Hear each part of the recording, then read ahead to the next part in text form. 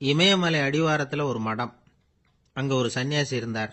அவர்கிட்ட ஒருத்தர் வந்தார். சுவாமி, ஆசையை உதற நினைக்கிறேன், முடியல, ஒட்டிக்கிட்டே வருது அப்படின்னாராம். இப்படி உட்கார, ஒரு கதை சொல்கிறேன் அப்படின்னு சொல்லி அவர் சொல்ல ஆரம்பித்தாராம். அவர் சொன்ன கதை என்னன்னா, ஒரு ஊரில் ஒரு ஆள் இருந்தான். அவன் பேர் குப்புசாமி. அவன்கிட்ட எப்பவும் ஒரு பழைய தொப்பி இருக்கும், விடவே மாட்டான். அதனால் அவனை எல்லாரும் தொப்பி சாமி அப்படின்னு தான் கூப்பிடுறது வழக்கம். ஒரு புது தொப்பி வாங்கிக்கப்படாதாப்பா அப்படின்னு நண்பர்கள்லாம் சொல்லி பார்த்தாங்க.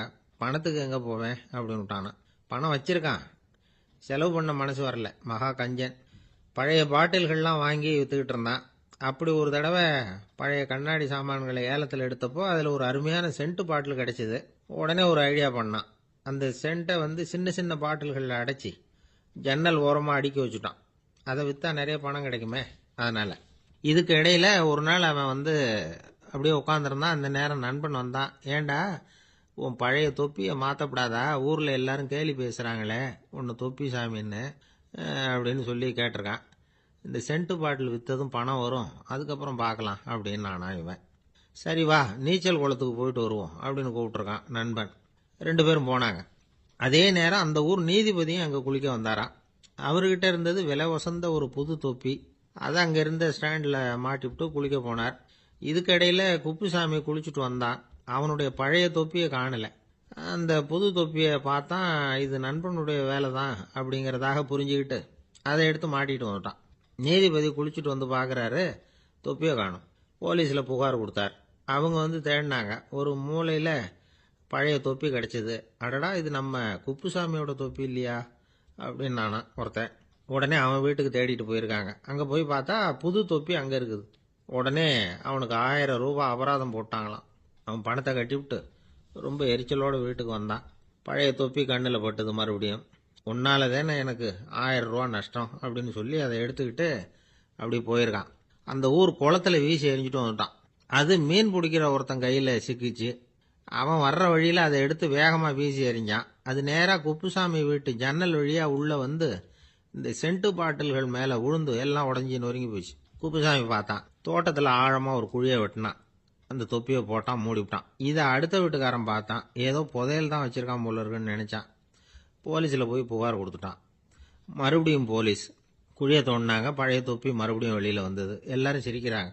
அன்னைக்கு ராத்திரியே அந்த தொப்பியை எடுத்துக்கிட்டு நேராக புறப்பட்டான். ஒரு கல்லில் அதை சேர்த்து கட்டி குடிநீர் தொட்டி இருக்கும்ல, அதில் போட்டுட்டு வந்துட்டான். இனிமேல் என்ன பண்ணும் பார்ப்போன்னு. ஒரு நாள் திடீர்னு குழாயெல்லாம் அடைப்பட்டு போச்சு. மாநகராட்சி அலுவலர்கள் என்னன்னு பார்த்தா அந்த பழைய தொப்பி குழாயை அடைச்சிக்கிட்டு இருக்குது. இது குப்புசாமியோட தொப்பிங்கிறது தான் எல்லாருக்கும் தெரியுமே. உடனே குடிநீரை பாழாக்கணத்துக்காக குப்புசாமிக்கு கோர்ட்டு 2500 ரூபாய் அபராதம் போட்டுவிட்டுது. அதையும் கட்டிவிட்டு வெளில வந்தான். கடைசியாக முடிவு பண்ணான். ஒரு நெருப்பு குச்சியை கிழிச்சான். தொப்பியை கொளுத்தினான். எரிஞ்சுது. எடுத்து வெளில எரிஞ்சான். கொஞ்ச நேரத்தில் தீ அணைப்பு படம் வந்துட்டுது. ஆமாம், இவன் எடுத்து எரிஞ்சது வெளியில் விழுந்து வீட்டு கூரையே பற்றிக்கிட்டு எரிய ஆரம்பிச்சுட்டுது. அவனோட பணத்தாசையும் அதோட சேர்ந்து எரிஞ்சு போச்சான். இப்படி ஒரு கதை. இந்த கதையை சொல்லி முடிச்சார் அந்த இமயமலை அடிவாரத்தில் இருந்த சன்னியாசி.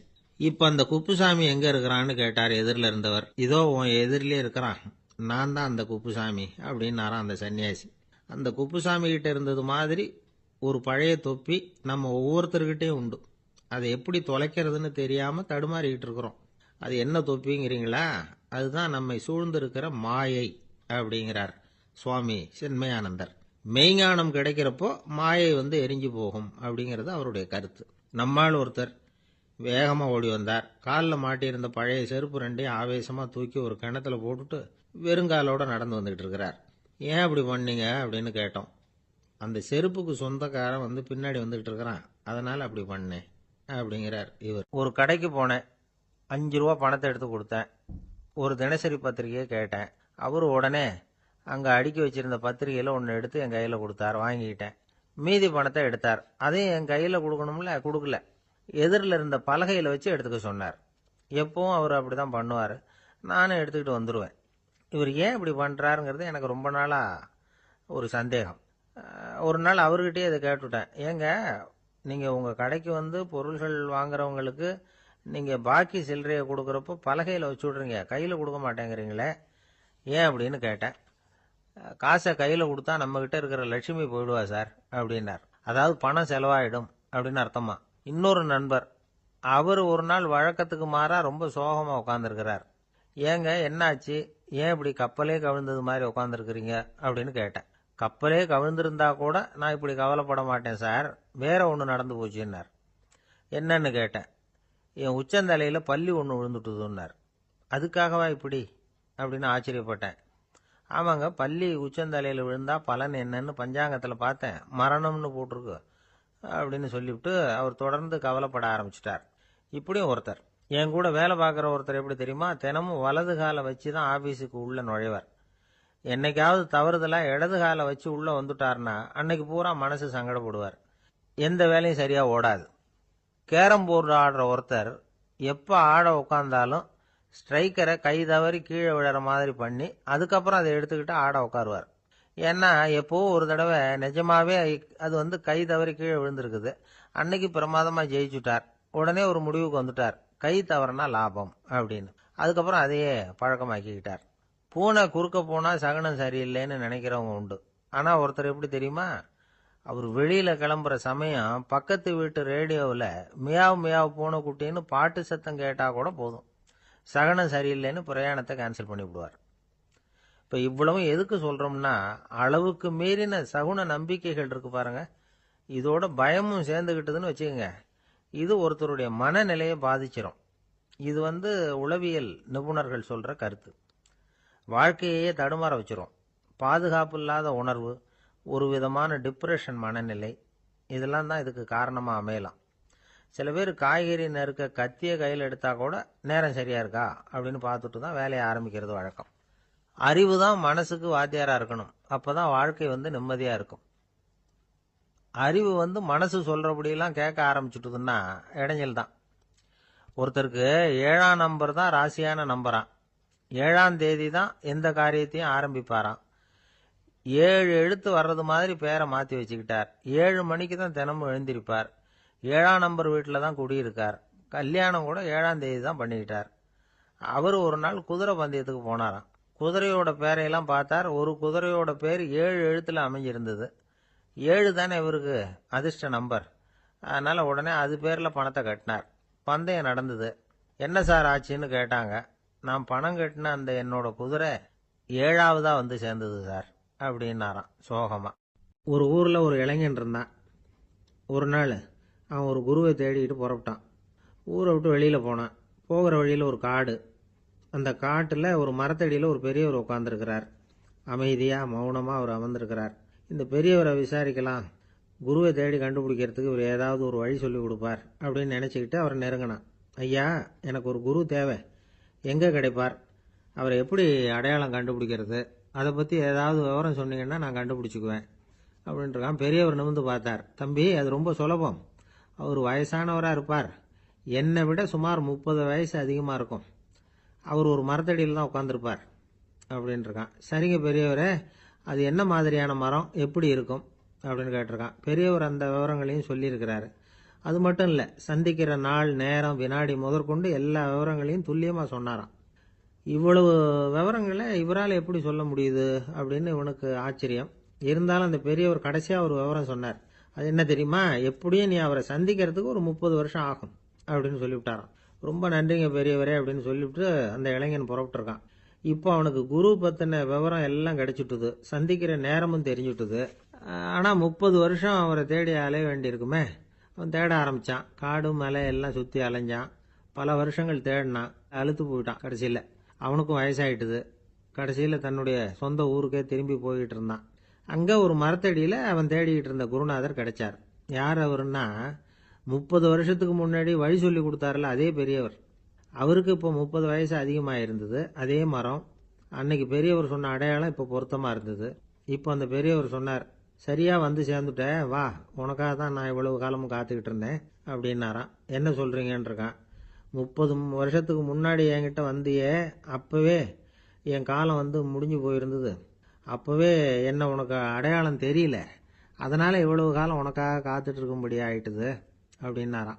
ஐயா, அப்போவே நீங்கள் சொல்லியிருக்கலாமே, இதுதான் 30 வருஷம் கழித்து நீ சந்திக்க போகிற இடம், நான் தான் உன்னுடைய குரு அப்படின்னு சொல்லியிருக்கலாமே அப்படின்ட்டுருக்கான். அந்த பெரியவர் சிரிச்சுக்கிட்டே இதுக்கு பதில் சொன்னாராம். நான் எவ்வளவோ விவரமாக தான் சொன்னேன், நீ சரியாக புரிஞ்சிக்கல. காரணம், அப்போ நீ போதுமான அளவுக்கு பக்குவம் பெற்றிருக்கவில்லை. அதனால புரியும் சக்தி இல்லாம போயிட்டுதப்போ 30 ஆண்டு காலம் நீ அலைஞ்சு திரிஞ்சிருக்கிற. அது காரணமா இப்போ உனக்கு அந்த பக்குவம் வந்துட்டுது. அதனாலதான் அடையாளம் காண முடிஞ்சது.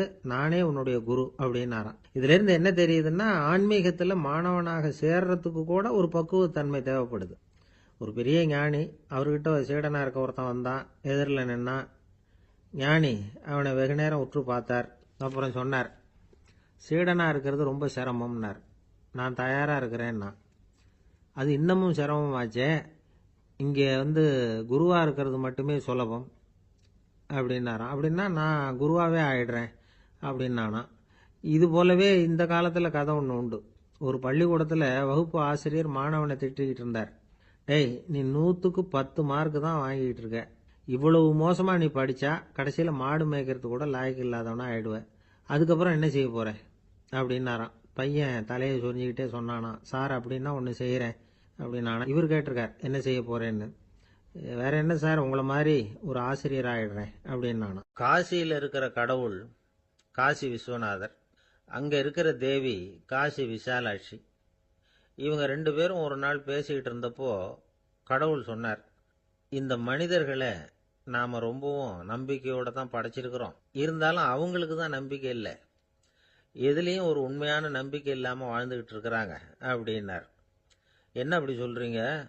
அதோ பாருங்க, எவ்வளவு பேர் காசியை தேடிட்டு கங்கையில் குளிச்சுக்கிட்டு இருக்கிறாங்க.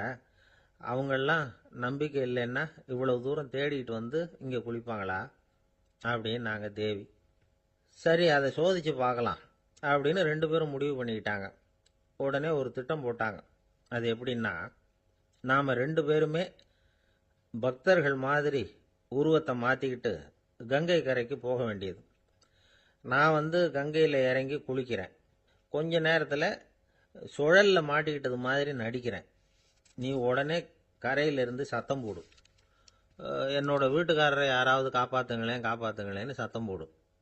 அதோட இன்னொன்று சொல்லு, யாராவது ஒரு புண்ணிய ஆத்மா அவர்கிட்ட போய் அவருடைய முடியை பிடிச்சி இழுக்கணும். அப்படி ஒரு சாபம் இருக்குது எங்களுக்கு. புண்ணிய ஆத்மா, அதாவது எந்த பாவமும் செய்யாத இல்லாத ஒருத்தர் தான் அவரை காப்பாற்ற முடியும். அப்படிப்பட்டவங்க யாராவது வெள்ளத்தில் குதிச்சு என்னுடைய கணவரை காப்பாற்றுங்கோ அப்படின்னு நீ சத்தம் போடு, கூச்சல் போடு. என்ன நடக்குதுன்னு பார்க்கலாம் அப்படின்னார் கடவுள். சரின்னு சொல்லி 2 பேருமா சாதாரண பக்தர்கள் மாதிரி கங்கை கரைக்கு சேர்ந்தாங்க. அவர் இறங்கி குளிச்சார். திட்டம் போட்டது மாதிரியே சுழலில் மாட்டிக்கிட்டது மாதிரி கத்துனார். கரையில் இருந்த அந்த அம்மா, ஐயோ என் கணவரை காப்பாற்றுங்களேன், யாராவது காப்பாற்றுங்களேன்னு கத்துனாங்க. பல பேர் ஓடி வந்தாங்க. உடனே இவங்க, பாவம் இல்லாத புண்ணிய ஆத்மா ஒருத்தரால தான் என்னுடைய கணவர் காப்பாற்றப்படணுங்கிறது விதி, அப்படி ஒரு சாபம் இருக்கு. அதனால புண்ணிய ஆத்மா யாராவது அவர்கிட்ட போய் அவர் முடியை பிடிச்சி தூக்குனா அவரை காப்பாற்றி போடலாம் அப்படின்னாங்க.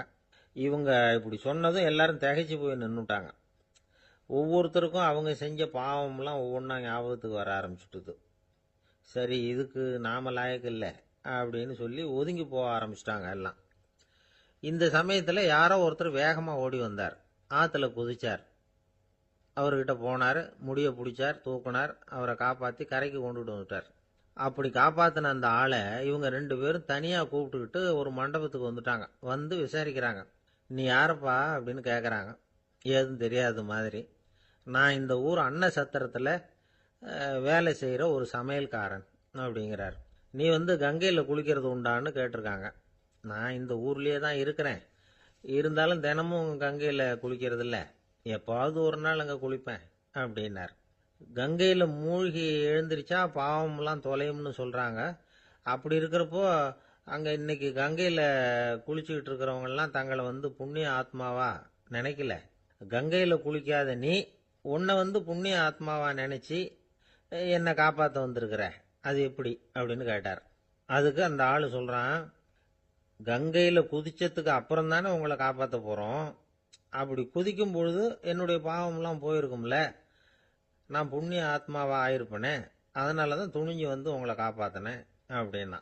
கடவுளும் தேவியும் அவனுக்கு காட்சி கொடுத்தாங்களாம். இப்படி ஒரு கதை உண்டு. அதாவது கங்கையில் குளிச்சுக்கிட்டு இருக்கிறவங்களுக்கே தங்களுடைய பாவம் போகுங்கிற நம்பிக்கை பரிபூர்ணமாக இல்லை. குளிக்காத ஒருத்தனுக்கு அந்த நம்பிக்கை இருந்தது. அதனால் அவனால் கடவுளை பார்க்க முடிஞ்சது. கடவுளை நாமளும் பார்க்க முடியுமா முடியாதா அப்படிங்கிற குழப்பம்லாம் நமக்கு வேண்டியதில்லை. நம்பிக்கையோடு வாழணுங்கிற உண்மையை மட்டும் இந்த கதையிலேருந்து புரிஞ்சுக்கிட்டா போதும். ஏன்னா இந்த கதையை கேட்டுட்டு ஒரு நண்பன் குதர்க்கமாக ஒரு கேள்வி கேட்டான். ஏன் சார், கங்கையில் குளிச்சா பாவம் போயிடும்னு சொல்கிறீங்களே, நான் எனக்கு வேண்டாத ஒருத்தனை அழைச்சிட்டு போய் கங்கையிலேயே தள்ளி விட்டுட்டு அதுக்கப்புறம் அங்கேயே முழுக்க போட்டுட்டு நான் செஞ்ச பாவத்தை அதுலேயே கழுவி விட்டுட்டு மறுபடியும் உங்ககிட்ட வந்துடுறேன்னு வச்சுக்கோங்க, நீங்கள் என்னை புண்ணிய ஆத்மான்னு ஏற்றுக்குவீங்களா அப்படிங்கிறான். ஆள் கொஞ்சம் அசந்தான் நம்மளே அங்கே அழைச்சிட்டு போனாலும் போயிடுவான். உலகத்தில் எது எதுக்கும் ஆராய்ச்சி கூடங்கள் இருக்குதுல்ல, அது மாதிரி தூக்கத்தை பற்றி ஆராய்ச்சி பண்ணுறதுக்கு ஒரு ஆராய்ச்சி கூடம் இருக்குது. அப்படி ஆராய்ச்சி பண்ணணும்னா அதுக்கு மூழ்கிக்கிட்டு இருக்கணும்ல. அதனால தான் அந்த ஆராய்ச்சி கூடம் இங்கே இல்லை. அமெரிக்காவில் பாஸ்டன் பல்கலைக்கழக மருத்துவமனையில் அது இருக்குது. அங்கே தூக்கத்தை பற்றி பலவிதமான ஆராய்ச்சிகள் பண்ணிகிட்டு இருக்கிறாங்க. அந்த ஆராய்ச்சி கூடத்தில் இயக்குனராக இருக்கிற ஒரு நிபுணர் அவர் என்ன சொல்கிறார் தெரியுமா? உங்களுக்கு தூக்கம் வரலையா, நீங்கள் நல்லா தூங்குறதுக்கு தாராளமாக சில யோசனைகளை என்னால் சொல்ல முடியும் அப்படிங்கிறார். யோசனை தானே, காசா பணமாக கேட்டு வச்சுக்கலாமே. உணவு, மனநிலை, தூங்கும் இடத்தோட சூழ்நிலை, படுக்கைக்கு செல்றப்போ உள்ள பழக்க வழக்கங்கள், இது காரணமாக ஒருத்தருக்கு தூக்கம் வராமல் போகலாம். தூக்கம் வராததுக்கு இதுதான் காரணம்னா அதையெல்லாம் சுலபமாக கட்டுப்படுத்தலாங்கிறார் அவர். தூக்கத்தை வரவழைக்கக்கூடிய ஒரு நல்ல மருந்து உடற்பயிற்சி. ஆனால் ஒன்று, படுக்க போகிற நேரத்தில் இது மாதிரி உடற்பயிற்சிகள் எல்லாம் செய்யக்கூடாது. கொஞ்சம் முன்னாடி பகல்லையே இந்த பயிற்சிகளை செய்கிறது நல்லது. தூக்கம் வராமல் அவதிப்படுறவங்க பிற்பகல் நேரங்களில் காஃபி, டீ இது மாதிரி பானங்களை சாப்பிடக்கூடாது. மது அருந்துறது கூட தூக்கத்தை பாதிக்கும். வெது வெதுப்பான நீரில் குளிக்கிறது, தியானத்தில் ஈடுபடுறது, ஓய்வாக இருக்கிறது, படுக்கிறது, அதாவது படுக்கிறதுக்கு முன்னாடி ஒரு குவளை பால் சாப்பிட்றது, இதெல்லாம் தூக்கத்தை வரவழைக்கிறது ரொம்ப உதவியாக இருக்கும். இன்னொரு விஷயம் என்னென்னா, தூங்கி ஆகணுமேங்கிற கவலை வேண்டியதில்லை. அப்படி நினச்சி கவலைப்படுறதை விட்டுடணும். தூக்கம் வரலையா, உடனே படுக்கையை விட்டு எழுந்திருக்க வேண்டியது. வெளியில் வாங்க, வேறு ஏதாவது வேலையில் ஈடுபடுங்க, கொஞ்சம் நேரம் உலாவுங்க, அல்லது ஏதாவது ஒரு புஸ்தகத்தை எடுத்து படிங்க. களைப்பு ஏற்பட்டால் மறுபடியும் படுக்கைக்கு போங்க, தூக்கம் தானாக வந்துடும். ஒரு விஷயத்தை மட்டும் நல்லா ஞாபகத்தில் வச்சுக்கணும். படுக்கைக்கு போகிறப்போ உங்கள் மற்ற எல்லா பிரச்சனைகளையும் மறந்துடணும். அது எப்படி சார் முடியும், அந்த நேரம் தானே எல்லா பிரச்சனையும் வரிசையாக ஞாபகத்துக்கு வருது அப்படின்னு நாம் நினைக்கலாம். ஆனால் பழக்கத்தில் அதை நாம் மாற்றிக்க முடியும். கொஞ்சம் முயற்சி பண்ணணும், அவ்வளோதான். இது எல்லாமே ஆராய்ச்சி பண்ணி பார்த்துட்டு அந்த நிபுணர் சொல்கிற கருத்து தான். இன்னொரு விஷயமும் அவர் சொல்கிறார். அது என்னென்னா, உடல் கோளாறு காரணமாக தூக்கம் வராமல் அவதிப்படுறவங்களுக்கெல்லாம் இந்த யோசனைகள் சரியாக வராது அப்படிங்கிறார். அதுக்கெல்லாம் மருத்துவ சிகிச்சை கொடுத்து தான் சரி பண்ணணும். சில பேருக்கு நடு ராத்திரியில் மூச்சு திணறல் ஏற்பட்டு தூக்கம் வராமல் போயிடும். ஊரெல்லாம் தூங்குறப்ப தான் மட்டும் தூங்காமல் மூழ்கிட்டு இருக்கிறது, ஊரெல்லாம் மூழ்கிட்டு இருக்கிறப்போ தான் மட்டும் தூங்குறது, இது மாதிரி கோளாறுகளால் சில பேர் பாதிக்கப்படலாம். காலு தசை முறுக்கிக்கிறதுனால சில பேருக்கு அடிக்கடி விழிப்பு வரலாம். மன அழற்சி காரணமாக சில பேருக்கு தூக்கம் வராது. இது மாதிரி கோளாறுகளுக்கெல்லாம் அதுக்கு தகுந்த மாதிரி சிகிச்சை கொடுத்து தான் சரி பண்ண வேண்டியிருக்கும். எந்த கோளாறும் இல்லாமல் தூக்கம் வரலைன்னா ஆரம்பத்தில் சொன்ன முறைகளை கடைபிடிச்சு பார்க்கலாம். தூக்கம் வந்ததுன்னா யோசனை சொன்ன அந்த நிபுணருக்கு நன்றி சொல்லலாம். ஒருத்தர், ஏன் சார் பஸ்ஸில் தூங்குறது கெட்ட பழக்கமானு கேட்டார். இல்லையே, நான் கூட பஸ்ஸில் போகிறப்ப தூங்கிட்டு தானே போவேன் அப்படின்னார் இன்னொருத்தர். அப்புறம் ஏன் என்ன டிரைவர் வேலை வேணாம்னு வீட்டுக்கு அனுப்பி வச்சுட்டாங்க அப்படின்னாராம் அவர். ஜவஹர்லால் நேரு பிரதமராக இருந்த சமயம் அவர் ஒரு தடவை சென்னைக்கு வந்திருக்கிறார். இங்கே சில முக்கிய நிகழ்ச்சிகளில் கலந்துக்கிறதுக்காக வந்திருந்தார். ஆளுநர் மாளிகையில் ஒரு நாள் ராத்திரி தங்கி மறுநாள் புதுடெல்லி புறப்படுறதாக ஏற்பாடு. நிகழ்ச்சியிலெல்லாம் முடிச்சுக்கிட்டு ஆளுநர் மாளிகையில் தங்கி இருக்கிறார்.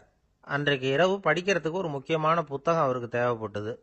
அந்த சமயத்தில் உலக அளவில் ஒரு முக்கியமான பொருளாதாரம் சம்பந்தமான ஒரு புத்தகம் வெளியாகி இருக்கிற விஷயம் அவருக்கு தெரியும். அந்த புத்தகம் மெட்ராஸுக்கு வந்திருக்குமா, அது இங்கே கிடைக்குமா அப்படின்னு விசாரிச்சிருக்கிறார் நேருஜி. அவர் இப்படி கேட்ட உடனே அங்கே இருந்தவங்கெல்லாம் ரொம்ப பரபரப்பாக செயல்பட ஆரம்பிச்சுட்டாங்க. முக்கியமான இடங்கள்ல எல்லாம் விசாரிச்சிருக்கிறாங்க, அந்த புத்தகம் உங்ககிட்ட இருக்கான்னு. சென்னையில் உள்ள கன்னிமாரா நூல் நிலையத்துக்கு எப்படியும் அந்த புத்தகம் வந்திருக்கணும் அப்படின்னு ஒரு நம்பிக்கை. அங்கே விசாரித்தாங்க. அந்த புத்தகம் 2 நாளைக்கு முன்னாடி தான் அங்கே வந்திருக்குது அப்படிங்கிற விஷயம் தெரிஞ்சுது. உடனே எல்லாரும் அங்கே ஓடினாங்க. அவங்களுக்கு இன்னொரு சந்தேகம், புத்தகம் வந்திருக்கு சரி, அது இந்த சமயத்தில் வேற யாரும் படிக்கிறதுக்கு எடுத்துகிட்டு போயிருக்கக்கூடாதே அப்படிங்கிற சந்தேகம். இருந்தாலும் மனசுக்குள்ள ஒரு தைரியம், இப்படி ஒரு புத்தகம் வெளிவந்திருக்கிற விஷயமே நேருஜி சொல்லி தான் நமக்கே தெரியும். அதுவும் இல்லாமல் உலக பொருளாதாரம் சம்பந்தமான ஏதோ ஒரு புத்தகம் அது. அதை போய் இந்த நேரத்தில் அவ்வளவு ஆர்வமாக யார் எடுத்துகிட்டு போயிட போகிறாங்க அப்படிங்கிற தைரியம். இந்த தைரியத்தோடு அந்த நூல் நிலையத்துக்கு ஓடினாங்க. புத்தகத்தை தேடுனா அது கிடைக்கல. யாரோ எடுத்துகிட்டு போயிருக்கிறாங்க. நேருவுக்கு மட்டுமே தெரிஞ்சிருந்த அந்த புத்தகம் பற்றின விஷயம் சென்னையில் வேற ஒருத்தருக்கும் தெரிஞ்சிருக்குது. உடனே எல்லாரும் பரபரப்பா அதுக்குன்னு இருக்கிற ரிஜிஸ்டர் இருக்குல்ல, பதிவேடு, அதை புரட்டி பார்க்குறாங்க யார் எடுத்துகிட்டு போகிறாங்கன்னு தெரிஞ்சுக்கிறதுக்காக. எடுத்துகிட்டு போனவங்க அதில் கையெழுத்து போட்டிருப்பாங்கல்ல, அதை பார்த்து யாருன்னு தெரிஞ்சுக்கலாம் அப்படிங்கிறதுக்காக தான் அதை புரட்டுறாங்க. அதோ அந்த புத்தகத்தோட பேர் பக்கத்தில் அதை எடுத்துக்கிட்டு போனவங்க கையெழுத்து உத்து பார்க்குறாங்க எல்லாரும். அதில் போட்டிருக்குது பேர் CN அண்ணாதுரை அப்படின்னு எழுதியிருந்தது. அவர் தான் பேரறிஞர் அண்ணா. நேரு படிக்க விரும்பின ஒரு புத்தகத்தை அதே நேரம் படிக்க விரும்பின இன்னொரு தலைவர் இவர். படிக்கிறதுல அவருக்கு இருந்த ஆர்வத்தை நாம் தெரிஞ்சுக்கணும்னா அதுக்கு எவ்வளவோ சம்பவங்கள் இருக்குது. கடைசி காலத்தில் அவர் அடையாறு மருத்துவமனையில் படுத்திருக்கிறார். அவருக்கு ஒரு முக்கியமான அறுவை சிகிச்சை செய்ய வேண்டியிருக்குது அவசரமாக. அமெரிக்காவிலேருந்து டாக்டர் மில்லர் வந்திருக்கிறார். அவர்கிட்ட கேட்குறார், டாக்டர் நாளைக்கே அறுவை சிகிச்சை செய்ய போகிறீங்களா அப்படின்னு. ஆமாங்கிறார் டாக்டர் மில்லர். நாளைக்கு மறுநாள் செஞ்சுக்கிறேனே அப்படின்னாரான் அண்ணா. ஏன் ஏதாவது நாள் பார்க்குறீங்களான்னு கேட்டிருக்கார். இல்லை, ஒரு புத்தகத்தை படிச்சுக்கிட்டு இருக்கிறேன், அதை நாளைக்குள்ளே முடிச்சிருவேன், அதுக்கப்புறம் நான் இறந்தாலும் கவலை இல்லை அப்படின்னாரான் இவர். அவர் தான் அறிஞர் அண்ணா. சங்ககால நூல்கள்லேருந்து சமீபத்தில் வந்த நூல்கள் வரைக்கும் எல்லாம் அவர் படிச்சிருக்கிறார். ஒரு திருமண விழாவில் அவர் பேசும்பொழுது சொன்ன விஷயம் இது. சங்க காலத்தில் காதலியை மணக்க விரும்புகிறவனுக்கு அவனுடைய தந்தை வீர சோதனைகள்லாம் வைப்பார். போய் புலிப்பல்லு கொண்டுகிட்டு வா, அப்போதான் என் பொண்ணை கொடுப்பேன் அப்படின்னு சொல்லுவார். காதலன் உடனே காட்டுக்கு போவான், ஒரு புலியை கொன்று அதனுடைய பல்லை கொண்டுகிட்டு வருவான். அதை வீர பதக்கத்தில் பதிச்சு அவனுக்கு மாமனார் சூட்டுவார் கல்யாண சமயத்தில். இப்போலாம் காதலன் கிட்ட அப்படி சொல்ல முடியாது. இப்போலாம் காதலன் கிட்ட காட்டுக்கு போய் புலிப்பல் கொண்டுகிட்டு வான்னு யாராவது சொன்னால் புலி தான் மாப்பிள்ளையாக வந்து சேரும் அப்படின்னார். வாழ்க்கையில் சில சந்தர்ப்பங்களில் நாம் சில அவமானங்களை சந்திச்சே தீர வேண்டியிருக்கு. என்ன பண்ணுறது, காலம் அப்படி. அவமானப்படுறவங்க உடனே அடங்கி போயிடுறது தான் உலக வழக்கம். அவமானப்பட்டால் உடனே சீறி எழறவங்களும் உண்டு. ஆனால் அதையே ஒரு சவாலாக எடுத்துக்கிட்டு முன்னுக்கு வர்றவங்களும் சில பேர் இருக்கிறாங்க. அவங்க ரொம்ப அபூர்வம். இன்னைக்கு மனோதத்துவ நிபுணர்கள்லாம் என்ன சொல்கிறாங்க தெரியுமா? அவமானப்பட்டுட்டா உடனே அடங்கி போயிடக்கூடாதான். அதையே ஒரு சவாலாக எடுத்துக்கிட்டு மனசில் ஒரு வைராக்கியத்தோட முயற்சி பண்ணினா வாழ்க்கையில் எல்லாரும் முன்னேறலாமா. அவமானம்ங்கிறத நாம் வைராக்கியமாக மாற்றிக்கணும். அதுதான் வெற்றிக்கு வழி. ராமர் இந்த பூமியில் பிறந்ததே ஒரு வைராக்கியத்தினால தான் சார் அப்படின்னார் ஒருத்தர். எப்படிங்க அது அப்படின்னு கேட்டேன். அவர் சொன்னார், தசரதருக்கு ராமர் குழந்தையா பிறக்கணும், அப்போ தான் இங்கே இருக்கிற கஷ்டங்கள்லாம் நீங்கும் அப்படின்னு சர்வ லோகமும் எதிர்பார்த்துக்கிட்டு இருக்குது. ஆனால் அவர் எப்போ பிறப்பார் அப்படின்னு யாருக்கும் தெரியல. அந்த காரியம் சீக்கிரம் நடக்கணுமே, அதுக்கு என்ன பண்ணுறது? நாரதர் வந்தார் ஒரு நாள் தசரதரை தேடி. தசரதா, உனக்கு ஒரு செய்தி தெரியுமான்னு ஆரம்பித்தார். அவர் எப்பவும் இப்படித்தானே ஆரம்பிக்கிறது வழக்கம். என்ன விஷயம்னு கேட்டார் தசரதர். தசரதா, நீ அடிக்கடி உன்னோட தேரில் ஏறிக்கிட்டு தேவலோகத்துக்கு போகிற, அங்கே போகிற வர்ற எல்லாம் பண்ணிகிட்டு இருக்க, எல்லாம் சரி. தேவலோகத்துலேயும் உன்னை நல்லபடியாக தான் வரவேற்கிறாங்க. தேவேந்திரன் உன்னை பிரியமாக அழைச்சிட்டு போய் தன்னுடைய அரியாசனத்திலேயே தனக்கு பக்கத்திலேயே உட்கார வைக்கிறான். நீயும் சந்தோஷமாக உட்காந்து பேசிவிட்டு வந்துடுற.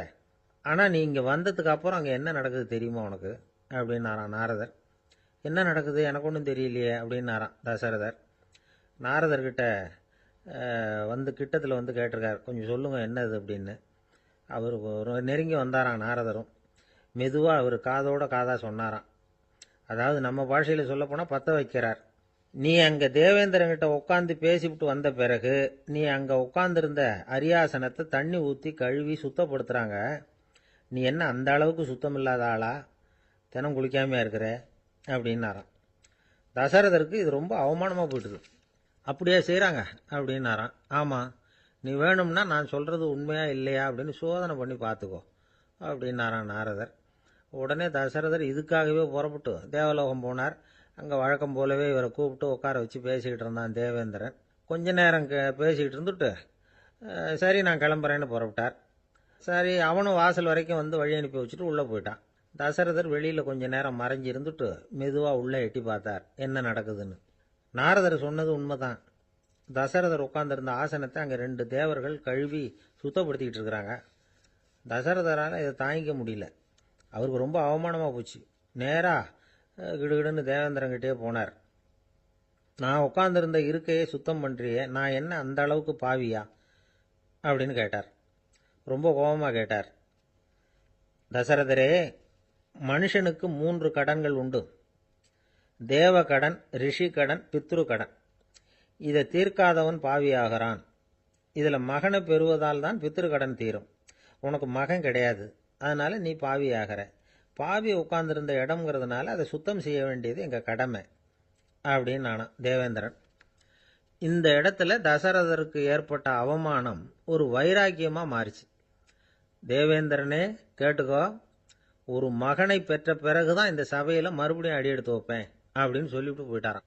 போய் புத்திர காமேஷ்டி யாகம் பண்ணார். புத்திரர்கள் பிறந்தார்கள். இந்த கதையில் உள்ள கருத்து என்னன்னா, தேவேந்திரன் தசரதரை அப்படி அவமானப்படுத்தலைன்னா அவருக்கு இப்படி ஒரு வைராக்கியம் பிறந்திருக்குமா?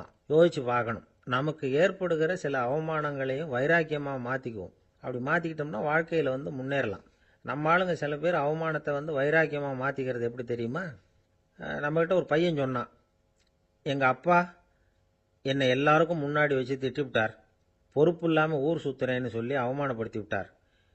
இனிமேல் நீ என் முகத்திலேயே முழிக்காதரா போடான்னு வேற சொல்லிவிட்டார். எனக்கு ரோஷம் வந்துட்டுது. அந்த அவமானத்தை வைராக்கியமாக மாற்றிக்கிட்டேன். அன்னையிலேருந்து அவர் முகத்திலேயே முழிக்கிறது இல்லை அப்படின்னா. அப்படியான்னு கேட்டோம். ஆமாங்க, அவர் வீட்டில் இல்லாத நேரமாக பார்த்து உள்ள சமையல் கட்டுக்கு போய் சாப்பிட்டுட்டு நைஸாக வெளியில் வந்துடுவேன் அப்படிங்கிறான் அவன். ஒரு ஊரில் ஒரு ராஜா இருந்தார். அவர் ஒரு பூனை வளர்த்தார். ரொம்ப செல்லமாக அவர் அந்த பூனையை வளர்த்தார். அவர் என்ன பண்ணுவார் தெரியுமா? இரவு நேரத்தில் அந்த பூனையோட தலையில் ஒரு விளக்க வச்சுருவார். அந்த பூனை ரொம்ப ஜாக்கிரதையாக அந்த விளக்கு கீழே விழுந்துடாமல் பார்த்துக்கும். தலையை ஆட்டாமல் ரொம்ப நிதானமாக ராஜா பின்னாடி நடந்து போய்கிட்டே இருக்கும்.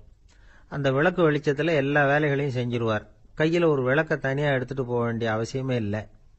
விளக்கை தூக்கிட்டு போகிற வேலையை அந்த பூனை பார்த்துக்கும். அதனால் ராஜாவுக்கு அந்த பூனை மேலே ரொம்ப பிரியம். மந்திரிகளையெல்லாம் கூப்பிட்டு அவங்கக்கிட்ட சொல்லுவார், பார்த்தீங்களா இந்த பூனை எவ்வளவு விசுவாசமாக நடக்குது, என் பேரில் எவ்வளவு மரியாதை பார்த்தீங்களா அதுக்கு அப்படிம்பார். இதை கேட்டுவிட்டு அங்கிருந்த அமைச்சர்களில் ஒருத்தர் சொன்னார், மன்னா நீங்கள் சொல்கிறது சரிதான், இருந்தாலும் இந்த பூனையோட விசுவாசத்தை நாம் கொஞ்சம் சோதித்து பார்க்க வேண்டியிருக்கு அப்படின்னாராம். சரி, உங்கள் ஆசையை ஏன் கெடுக்கணும், நல்லா சோதிச்சு பாருங்க அப்படின்னு சொல்லிவிட்டார் ராஜா. உடனே அந்த அமைச்சர் என்ன பண்ணார் தெரியுமா? எங்கேயோ புறப்பட்டு போனார். ஒரு 5-6 எலிகளை பிடிச்சிக்கிட்டு வந்தார். அரண்மனையில் ராஜா ஏதோ வேலை பார்த்துக்கிட்டு இருக்கிறாரு. பக்கத்தில் அந்த பூனை ரொம்ப பணிவாக நின்றுக்கிட்டு இருக்குது. அது தலையில் விளக்கு எரிஞ்சிக்கிட்டு இருக்கு.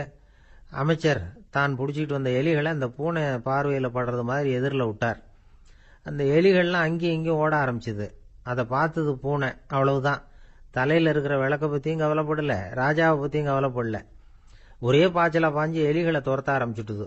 தலையில் இருந்த விளக்கு எங்கேயோ போய் விழுந்தது, அணைஞ்சு போச்சு. இருட்டில் ராஜா தடுமாற ஆரம்பிச்சுட்டார். இந்த சமயத்தில் அந்த அமைச்சர் மறுபடியும் விளக்கை ஏற்றினார். வெளிச்சம் வந்தது. அதுக்கப்புறம் அந்த அமைச்சர் பேசினார், அரசே, பூனையோட விசுவாசத்தை பார்த்தீங்களா? எலி அது கண்ணில் படுற வரைக்கும் தான் விசுவாசமாக இருந்தது. அது மாதிரி எலியை பார்த்ததும் எல்லாத்தையும் விட்டுட்டு அதை துரத்த ஆரம்பிச்சுட்டு பார்த்தீங்களா? தான் அந்த பூனையை பற்றி நினைச்சது தப்புங்கிறது அதுக்கப்புறம் தான் அந்த ராஜாவுக்கு புரிஞ்சுதான். சரி, இப்போ எதுக்கு இந்த கதையெல்லாம் அப்படிங்கிறீங்களா? இந்த பூனை மாதிரி தான் நம்ம மனசும். மனசை எவ்வளவுதான் பயிற்சி கொடுத்து பக்குவமாக வச்சிருந்தாலும் பார்க்கறதுக்கு பரமசாது மாதிரி தான் இருக்கும். பார்க்க வேண்டியதை பார்த்துட்டுதுன்னா பாஞ்சிரும். இந்த பூனை மாதிரி புலன் இன்ப பொருள்கள் கிட்டாத வரைக்கும் மனம் அடங்கி இருக்கிறது மாதிரி தான் தெரியும். கொஞ்சம் வாய்ப்பு கிடைச்சாலும் அது குதிக்க ஆரம்பிச்சிரும், தப்பு பண்ண ஆரம்பிச்சிரும். பெரிய பெரிய முனிவர்கள் வாழ்க்கையில் நடந்த வீழ்ச்சி இதை தான் நிரூபிக்குது. புலன்களின் ஆற்றல் அதிகம். அதனால மனக்கட்டுப்பாடு பயிற்சிகளில் ரொம்ப எச்சரிக்கையா இருக்கணுங்கிறார் சுவாமி சிவானந்தர். மது பழக்கத்தையே விட்டுட்டேன்னு உறுதியா இருப்பான். கடை கண்ணில் பட்டுட்டுதுன்னா கால் அவனை கேட்காமலே இழுத்துக்கிட்டு உள்ள போயிடும்.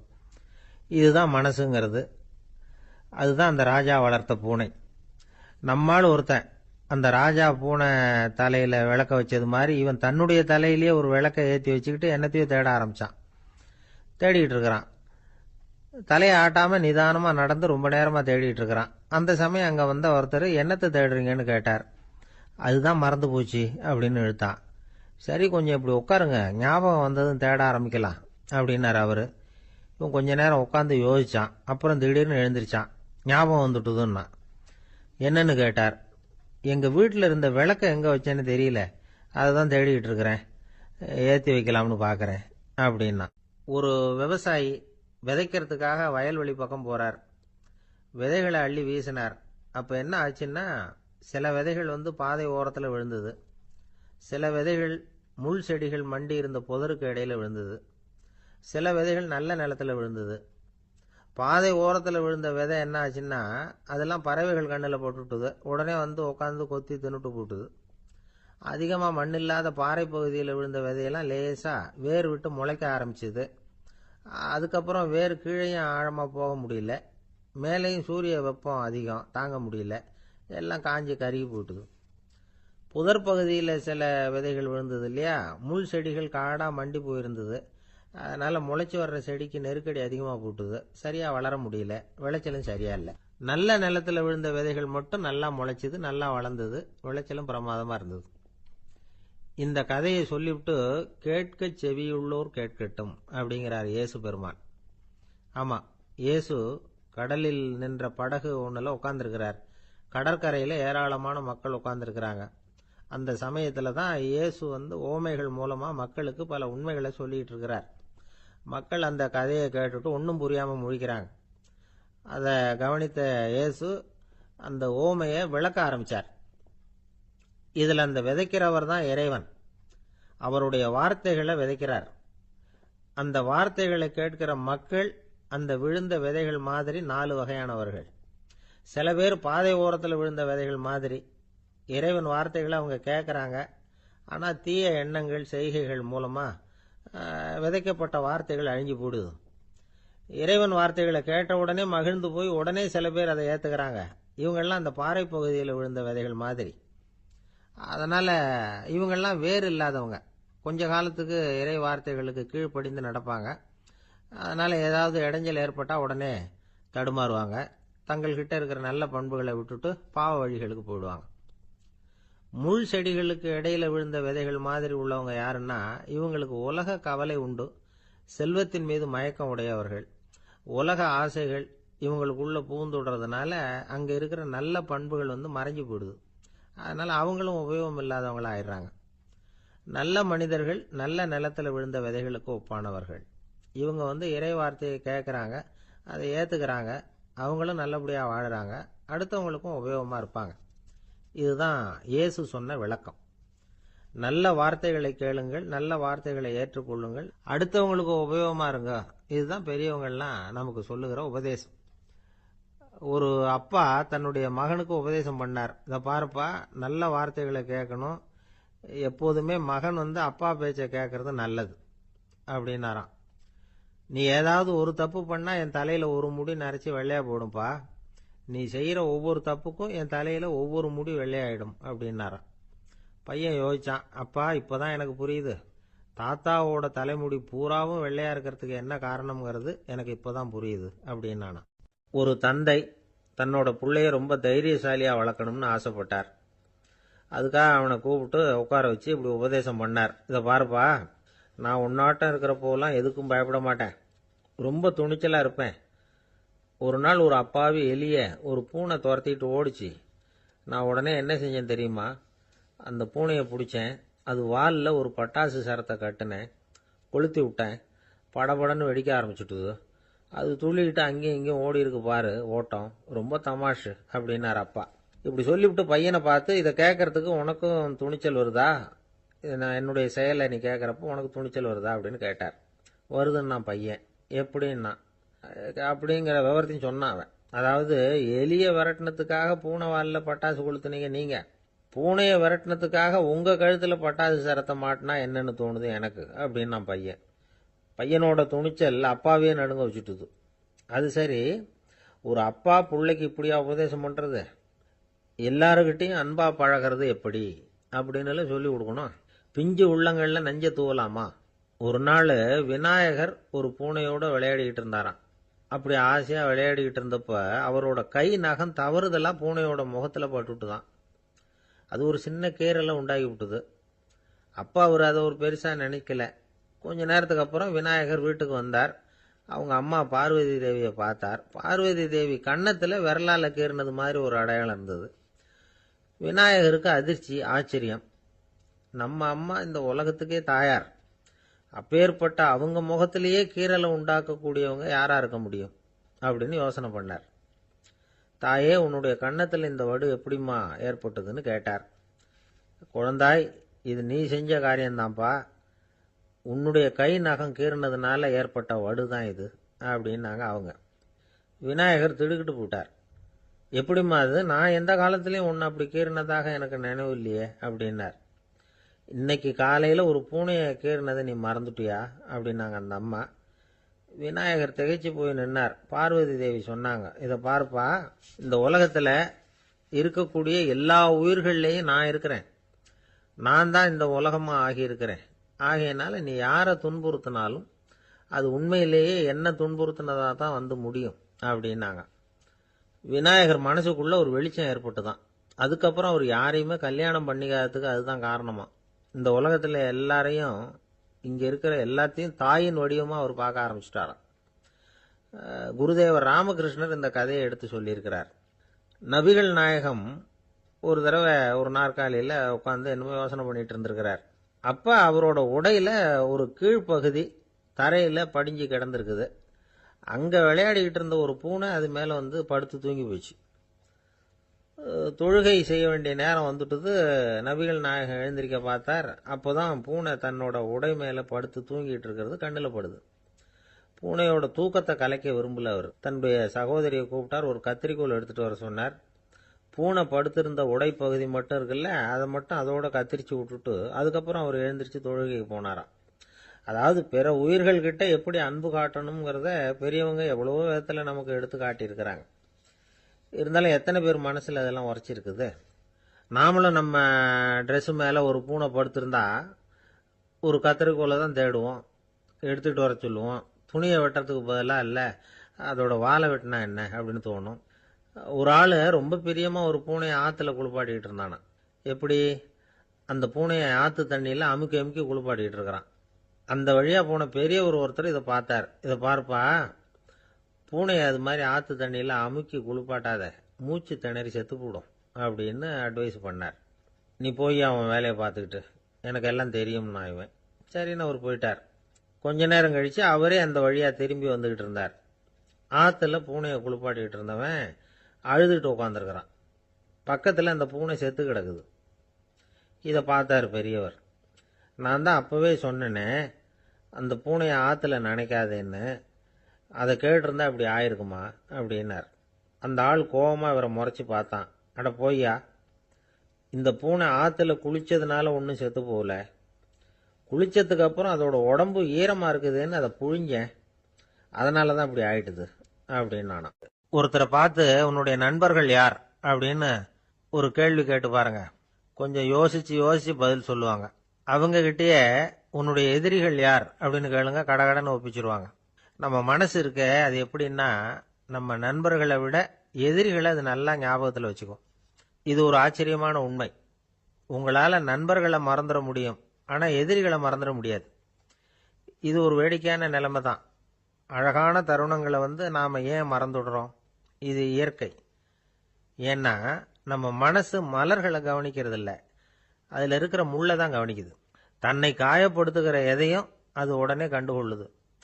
ஒரு தெளிந்த சிந்தனை உடைய மனசு மிக அழகாக உள்ள எல்லாத்தையும் கவனிக்கும். அது நன்றியுடன் உணரக்கூடிய எல்லாத்தையும் பார்த்து குறிச்சிக்கும். இப்படிப்பட்டவங்க வாழ்க்கை இயல்பாகவே நல்லா அமையும். அது ரொம்ப அபூர்வம். மனசில் உள்ள ஒரு சிறிய அமைப்பை மாற்றுவதை பொறுத்து தான் இந்த விஷயம் அப்படிங்கிறார் ஓஷோ. ஒரு யூத கோவில் இருந்து தான், அது யூதர்களின் மடமாகவும் இருந்தது. அங்கே ஒரு தலைமை குரு, அவர் ரொம்ப கண்டிப்பானவர். அந்த கோவிலை ஒட்டி ஒரு தோட்டம். ஒரு நாள் காலையில் அந்த தோட்டத்தில் 2 இளம் யூதர்கள் நடந்து போய்கிட்டு இருக்கிறாங்க. காலையில் 1 மணி நேரம், மாலையில் 1 மணி நேரம் அவங்க அந்த தோட்டத்தில் நடக்கிறதுக்கு அனுமதி உண்டு. மற்ற நேரங்களில் அவங்க மத புத்தகங்களை படிக்கணும், பிற விதிமுறைகளை கடைபிடிக்கணும். அந்த 2 பேருமே தொடர்ந்து புகைப்பிடிக்கிற பழக்கம் உள்ளவங்க. ஆனால் கோவில் மடத்தில் இருக்கிறப்போ அவங்க புகைப்பிடிக்க முடியாது, அது கடுமையான குற்றம். சரி, நாம் தோட்டத்தில் இருக்கிறப்போவாவது புகைப்பிடிக்கலாமா அப்படின்னு ஒரு ஆசை அவங்க 2 பேருக்குமே. இருந்தாலும் பயம். இப்படி கேட்டால் மதகுரு என்ன சொல்லுவாரோ அல்லது என்ன செய்வாரோங்கிற பயம். இப்படியே கொஞ்ச நாள் ஆச்சு. ஒரு நாள் இந்த 2 பேரில் ஒருத்தன் ரொம்ப கலங்கி போய் அந்த கோவிலில் இருந்து வெளியில் வந்துக்கிட்டு இருந்தான். வந்தவன் நேராக தோட்டத்து பக்கம் போனான். அங்கே இன்னொருத்தன் ஆனந்தமாக புகை பிடிச்சிக்கிட்டு இருக்கிறான். அதை பார்த்துதான் இவனுக்கு அதிர்ச்சி. அட கடவுளே, என்ன இது, நீ கேட்காமலே ஆரம்பிச்சிட்டியா அப்படின்னா. இல்லை இல்லை, நான் கேட்டுவிட்டு தான் ஆரம்பிச்சிருக்கேன்னா அவன். அப்படியா, என்ன மனுஷன் இவர், நானும் தான் கேட்டேன், என்னை கண்ணாமுன்னான்னு திட்டிவிட்டார். இது என்ன கோவிலா இல்லை நரகமா? உனக்கு புகை பிடிக்கணும்னு ஆசையாக இருந்தால் நரகத்துக்கு போகணும்னு சொல்லிவிட்டார். அது சரி, உன்னை மட்டும் எப்படி அனுமதிச்சார் அப்படின்னு கேட்டான் இவன். அவன் சிரிச்சுக்கிட்டே, நீ எப்படி கேட்ட சொல்லு அப்படின்னா. நாம் இந்த தோட்டத்துக்கு வர அனுமதிக்கப்பட்டிருக்கிறதே ஜபத்துக்காகத்தானே, அதனால் நான் ஜபம் சொல்லும் பொழுது புகை பிடிக்கலாமா அப்படின்னு கேட்டேன். அதுக்கு தான் அவர் சத்தம் போட்டு என்னை அடிக்கவே வந்துட்டார் அப்படின்னா இவன். நீ ஒரு மாதிரியாக கேட்டிருக்க, நான் வேற மாதிரியாக கேட்டிருக்கிறேன்.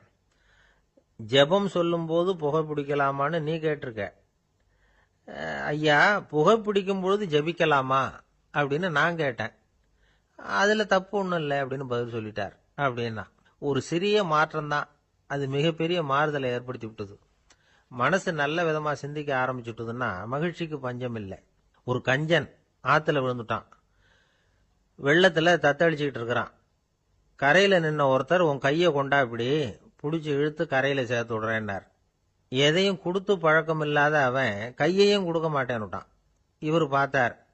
உன் கையை கொடுன்னு சொல்றதுக்கு பதிலாக நான் என் கையை கொடுக்குறேன் பிடிச்சிக்கோ அப்படின்னார். அவன் கப்புன்னு பிடிச்சிக்கிட்டான், இழுத்து கரையில் போட்டார்.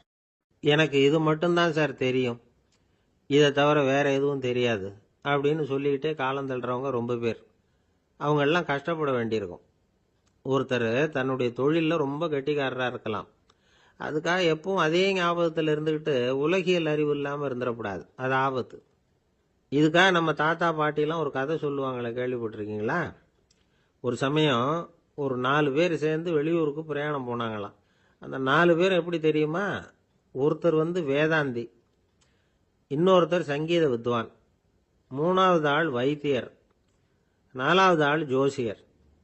இவங்க 4 பேரும் நண்பர்கள். அதனால சேர்ந்து புறப்பட்டாங்க. வழியில் ஒரு ஊரில் தங்கினாங்க. இருட்டி போச்சு.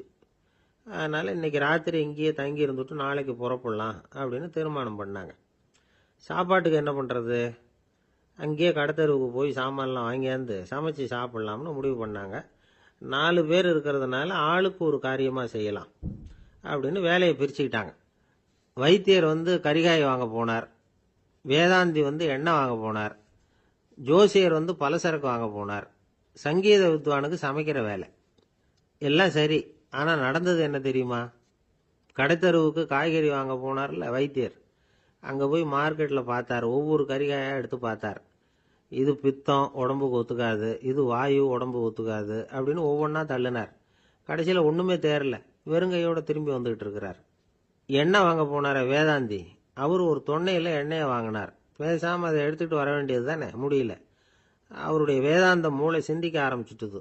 இந்த தொன்னைக்கு எண்ணெய் ஆதாரமா அல்லது எண்ணெய்க்கு தொன்னை ஆதாரமா அப்படிங்கிற ஆராய்ச்சியில் இறங்கினார். என்னாச்சு தெரியுமா? அப்படி கவுத்து பார்த்தார். வாங்கின எண்ணெய் பூராவையும் வழியில் கொட்டிவிட்டு வெறும் தொன்னையோடு சேர்ந்தார்.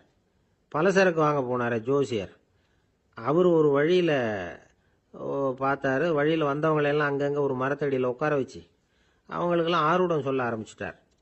அப்படி ஒவ்வொருத்தராக சொல்லி முடிச்சுட்டு கடத்தருக்கு போய் சேர்ந்தார். இவர் அங்கே போய் சேர்றதுக்குள்ளே ரொம்ப நேரம் ஆயிட்டுது. கடையெல்லாம் பூட்டிவிட்டு போயிட்டாங்க. என்ன செய்யறது? அவரும் வெறுங்கையோட திரும்பி சேர்ந்தார். சரி, இவங்க கதை தான் இப்படி ஆச்சு. அங்கே சமைக்கிறதுக்காக உட்காந்துருந்தார் சங்கீத வித்வான், அவரு கதை என்னாச்சு தெரியுமா? அங்கே அவர் அடுப்பை பற்ற வச்சு ஒலையை கொதிக்க வச்சார். அதாவது ஒரு பானையில் தண்ணியை ஊற்றி அடுப்பில் வச்சார். அது கொதிக்க ஆரம்பிச்சுது. தண்ணி கொதிக்கிற சத்தம் இருக்குதுல்ல, அது இவருக்கு தாளம் போடுறது மாதிரி இருந்தது. ஒரே குஷி, பாட ஆரம்பிச்சுட்டார். பாடிக்கிட்டே உற்சாகமா கையில் இருந்த கரண்டியால அந்த பானையில தட்டினார், தாளம் போடுறதா நினைச்சுக்கிட்டு. அவ்வளவுதான், பானை பட்டுன்னு உடஞ்சி போச்சு. தலையில கையை வச்சுக்கிட்டு அவரும் உட்காந்துட்டார். எந்த தொழில் தெரிஞ்சாலும் சரி, அதை புத்திசாலித்தனமா பயன்படுத்த தெரியலன்னா ஆபத்து தான். அதுக்காக தான் இந்த கதை. ஒரு பஸ் டிரைவர் ரொம்ப கெட்டிக்காரரு. பஸ்ஸை ரொம்ப திறமையா ஆபத்து இல்லாம ஓட்டுனதுக்காக பரிசுலாம் வாங்கினவர். அவரே ஒரு படகு ஓட்டுறதுக்காக அழைச்சிட்டு போயிருக்கிறாங்க, மோட்டார் படகு. அதையும் ரொம்ப திறமையா தான் ஓட்டிட்டு போயிருக்கிறாரு. நடுக்கடல்ல போனதும் படகு நின்று போச்சு. மோட்டார்ல ஏதோ கோளாறு. என்ன செய்யலாம் அப்படின்னு அந்த டிரைவரை கேட்டிருக்கிறாங்க படகுல இருந்தவங்க எல்லாம். அப்போ அவர் சொன்னாராம், கவலைப்படாதீங்க, ஒன்றும் பிரச்சனை இல்லை, எல்லாரும் கொஞ்சம் கீழே இறங்கி பின்னாடி தள்ளுங்க, மோட்டார் ஸ்டார்ட் ஆகிடும் அப்படின்னாராம். ஒரு காலத்தில் பிரஷ்யா அப்படின்னு ஒரு தேசம் இருந்தது. இப்போ ஜெர்மனி இருக்குல்ல, இதோட பெரும்பகுதி ஒரு காலத்தில் பிரஷ்யாங்கிற பேரில் இருந்தது. அப்போ அதுக்கு அரசராக இருந்தவர் மகா ஃப்ரெடரிக், அதாவது ஃப்ரெடரிக் தி கிரேட் அப்படின்னு சொல்லுவாங்க. அந்த ராஜாவுக்கு ஒரு சந்தேகம், நாம் பல வகையான வரிகளை விதித்து வசூல் பண்ணுறோம், அப்படி பண்ணி வருமானம் குறைஞ்சிக்கிட்டே போகுதே, இதுக்கு என்ன காரணமாக இருக்கும்? இதுதான் அவருக்கு ஏற்பட்ட சந்தேகம். ஒரு சமயம் அந்த அரசர் தம்முடைய அமைச்சர்களையும் பிரபுக்களையும் தளபதிகளையும் கூப்பிட்டு ஒரு விருந்து வச்சார். விருந்து முடிஞ்சதும் அவங்கள பார்த்து இந்த சந்தேகத்தை கேட்டார். வரிகள் அதிகமாக விதித்து வருமானம் குறையறதுக்கு என்ன காரணம் அப்படின்னு கேட்டார். பல பேருக்கு இதுக்கு சரியாக பதில் சொல்ல தெரியல. அனுபவசாலியான ஒரு தளபதி எழுந்திருச்சார். அரசே, அது எப்படிங்கிறத இப்போ உங்களுக்கு காட்டுறேன்னார். உடனே ஒரு பெரிய பனிக்கட்டி ஒன்றை தன்னுடைய கையில் எடுத்தார். அதை அப்படியும் எப்படியும் திருப்பி பார்த்தார். அப்புறம் அடுத்தவர்கிட்ட கொடுத்தார். அவர் அதை அப்படியும் இப்படியும் திருப்பி பார்த்துட்டு அடுத்தபடியா இருந்தவர்கிட்ட கொடுத்தார். இப்படியே இதை ஒவ்வொருத்தரா பார்த்துட்டு ஒவ்வொரு கையா மாறி கடைசியில மன்னர் கைக்கு போய் சேர்ந்தது. மன்னர் கைக்கு அந்த பனிக்கட்டி போய் சேர்ந்தப்போ அது கொஞ்சம் கொஞ்சமா உருகி ஒரு பட்டாணி கடலை சைஸுக்கு ஆயிட்டுது. மன்னர் யோசனை பண்ணார், வரி அதிகமா போட்டாலும் வந்து சேர்றது குறைவா இருக்கிறதுக்கு என்ன காரணம் அப்படிங்கிறது அவருக்கு புரிஞ்சு போச்சு. காலம்தான் மாறிட்டு இருக்கே தவிர இந்த கையூட்டு வாங்குற பழக்கம் மாறினதாக தெரியல. இன்னொரு ராஜா இருந்தார். அவர் தன்னுடைய ராஜாங்கத்தில் லஞ்ச ஊழலே சுத்தமாக இருக்கக்கூடாது அப்படின்னு நினைச்சார். அவர்கிட்ட பல்வேறு துறைகளுக்கும் பொறுப்பாக இருந்த பல பேரும் ரொம்ப சுத்தமாகவும் நேர்மையாகவும் இருந்தாங்க. ஒரே ஒருத்தர் மட்டும் எல்லார்கிட்டையும் லஞ்சம் வாங்கிட்டே இருந்தார். அவரை வேற வேற துறைகளுக்கு மாற்றி பார்த்தாரு. அந்த ராஜா என்னென்னமோ பண்ணி பார்க்குறாரு. எந்த வேலையை கொடுத்தாலும் அதுலேயும் லஞ்சம் வாங்குறதுக்கு ஒரு வழியை உண்டு பண்ணிக்குவார் அந்த ஆள். ராஜாவுக்கு இது ஒரு பெரிய தலைவலியாக போட்டுது. இவர் என்ன பண்ணுறது, இவருக்கு என்ன வேலையை கொடுக்கறது, கொஞ்சம் கூட லஞ்சம் வாங்குறதுக்கு சான்ஸே இல்லாத ஒரு வேலையை கொடுக்கணும் அப்படின்னு திட்டம் போட்டார். ஒரு நாள் அவருக்கு அந்த உத்தரவும் போட்டுட்டார். அதாவது அவருக்கு என்ன வேலைன்னா, கடற்கரையில் தான் அவருக்கு ஆஃபீஸ். அங்கேயே இருந்துக்க வேண்டியது. தினமும் எத்தனை கடல் அலை கரையில் வந்து மோதுது அப்படிங்கிறத கணக்கெடுத்து ராஜாவுக்கு தெரிவிக்க வேண்டியது. இதுதான் அவருக்கு வேலை. பேசாமல் அலையை எண்ணிட்டு உட்காந்துருக்கிட்டோம், அப்போவாவது அவர் லஞ்சம் வாங்குற சந்தர்ப்பம் இல்லாமல் போயிடும் அவருக்கு அப்படின்னு நினைச்சார் ராஜா. இந்த ஆள் கடற்கரைக்கு போய் டியூட்டியில் ஜாயின் பண்ணிட்டார். ஒரே மாசத்துல அங்கே சொந்தமாக ஒரு பிரம்மாண்டமான மாளிகை கட்டி விட்டாரு. ராஜாவுக்கு இது பெரிய ஆச்சரியமா போச்சு. அலையை என்ற வேலையில் அந்த ஆள் எப்படி பணம் சம்பாதிச்சார் அப்படின்னு விசாரிச்சு பார்த்தார் அக்கம் பக்கத்தில். அந்த ஆள் என்ன பண்ணியிருக்கிறாருன்னா, கடற்கரையில் போய் பொறுப்பை ஏற்றுக்கிட்ட உடனே அங்கே இருந்த மீனவர்கள்கிட்ட எல்லாம் இந்த கரையில் வந்து ஒரு நாளில் வந்து மோதுற அலைகள் எத்தனை அப்படின்னு கேட்டிருக்காரு. அது எப்படிங்க தெரியும்னு இருக்காங்க அவங்க. தினமும் அந்த எண்ணிக்கை தெரியணும். நம்ம ராஜாவுக்கு தினமும் அறிக்கை அனுப்பணும், டெய்லி ரிப்போர்ட்டு. தவறுனா நீங்கள் இந்த கடலில் போய் மீன் பிடிக்கிறதுக்கு ராஜாவோட அனுமதி கிடைக்காது அப்படின்ட்டுருக்காரு. உடனே மீனவர்களும் பயந்து போட்டாங்க. கடலுக்கு போகிறதுக்கு அனுமதி இல்லைன்னா பட்டினி கிடக்கிறது மாதிரி ஆயிடுமே. மெதுவாக அந்த ஆளுகிட்ட போனாங்க, காதோட காதா சொன்னாங்க, ஐயா, எங்களால் வந்து கடல் அலையை வந்து எண்ண முடியாது. தினமும் எங்களால் முடிஞ்சதை உங்களுக்கு பணமாக கொடுத்துட்றோம். நீங்கள் தான் ராஜா கிட்ட சிபாரிசு பண்ணி நாங்கள் தொடர்ந்து மீன் பிடிக்கிறதுக்கு அனுமதி வாங்கி கொடுக்கணும் அப்படின்னு வேண்டிக்கிட்டாங்க. பணம் தினமும் வந்து சேர ஆரம்பிச்சுட்டுது. பதவியில் மற்ற பதவியோட இந்த பதவி எவ்வளவோ மேல் அப்படின்னு நினச்சிட்டோம் அந்த ஆள். அது மட்டும் இல்லை, தயவு பண்ணி என்னை இந்த இடத்த விட்டு மாற்றி விடாதீங்க சார் அப்படின்னு வேற கேட்க ஆரம்பிச்சுட்டானா. ஊரில் ஒரு சிற்பி இருந்தார். சிற்பின்னா அவர் ரொம்ப திறமை உள்ளவர். அதாவது எங்கேயாவது ஒரு கல் கிடந்தா போதும், அதை அப்படியே எடுத்துட்டு வருவார். கொஞ்ச நாள் கழிச்சு அவர் இடத்துக்கு போய் பார்த்தா அழகா ஒரு சிற்பம் உட்காந்துருக்கும். இந்த கல்லா கிடந்தது சிற்பமா மாறி இருக்கும். அந்த அளவுக்கு பண்ணிவிடுவார் அப்பேற்பட்ட சிற்பி. எப்படிங்க அவ்வளவு மோசமான ஒரு கல்லுல இருந்து இவ்வளவு அழகா ஒரு சிற்பத்தை உங்களால வடிக்க முடிஞ்சது அப்படின்னு கேட்டா, அது ஒன்றும் பெரிய விஷயம் இல்லைங்க. இந்த சிற்பம் ஏற்கனவே அந்த கல்லுக்குள்ள இருந்தது. இதை சுத்தி இருக்கிற வேண்டாத பகுதிகளை எல்லாம் உளியால கொத்தி எடுத்துவிட்டேன், அவ்வளவுதான் என் வேலை. உடனே உள்ள இருந்த இது வெளியில வந்துட்டுது அப்படிம்பார். அந்த அளவுக்கு திறமைசாலி. ஒரு சின்ன பாறை இல்லைன்னா கருங்கல்ல பார்த்துட்டாருன்னா போறோம், விடமாட்டார். அந்த கல்லோட அமைப்பை கவனிச்சு பார்த்துட்டு இதுக்குள்ள ஒரு வீரன் ஒளிஞ்சிருக்கான் பார்.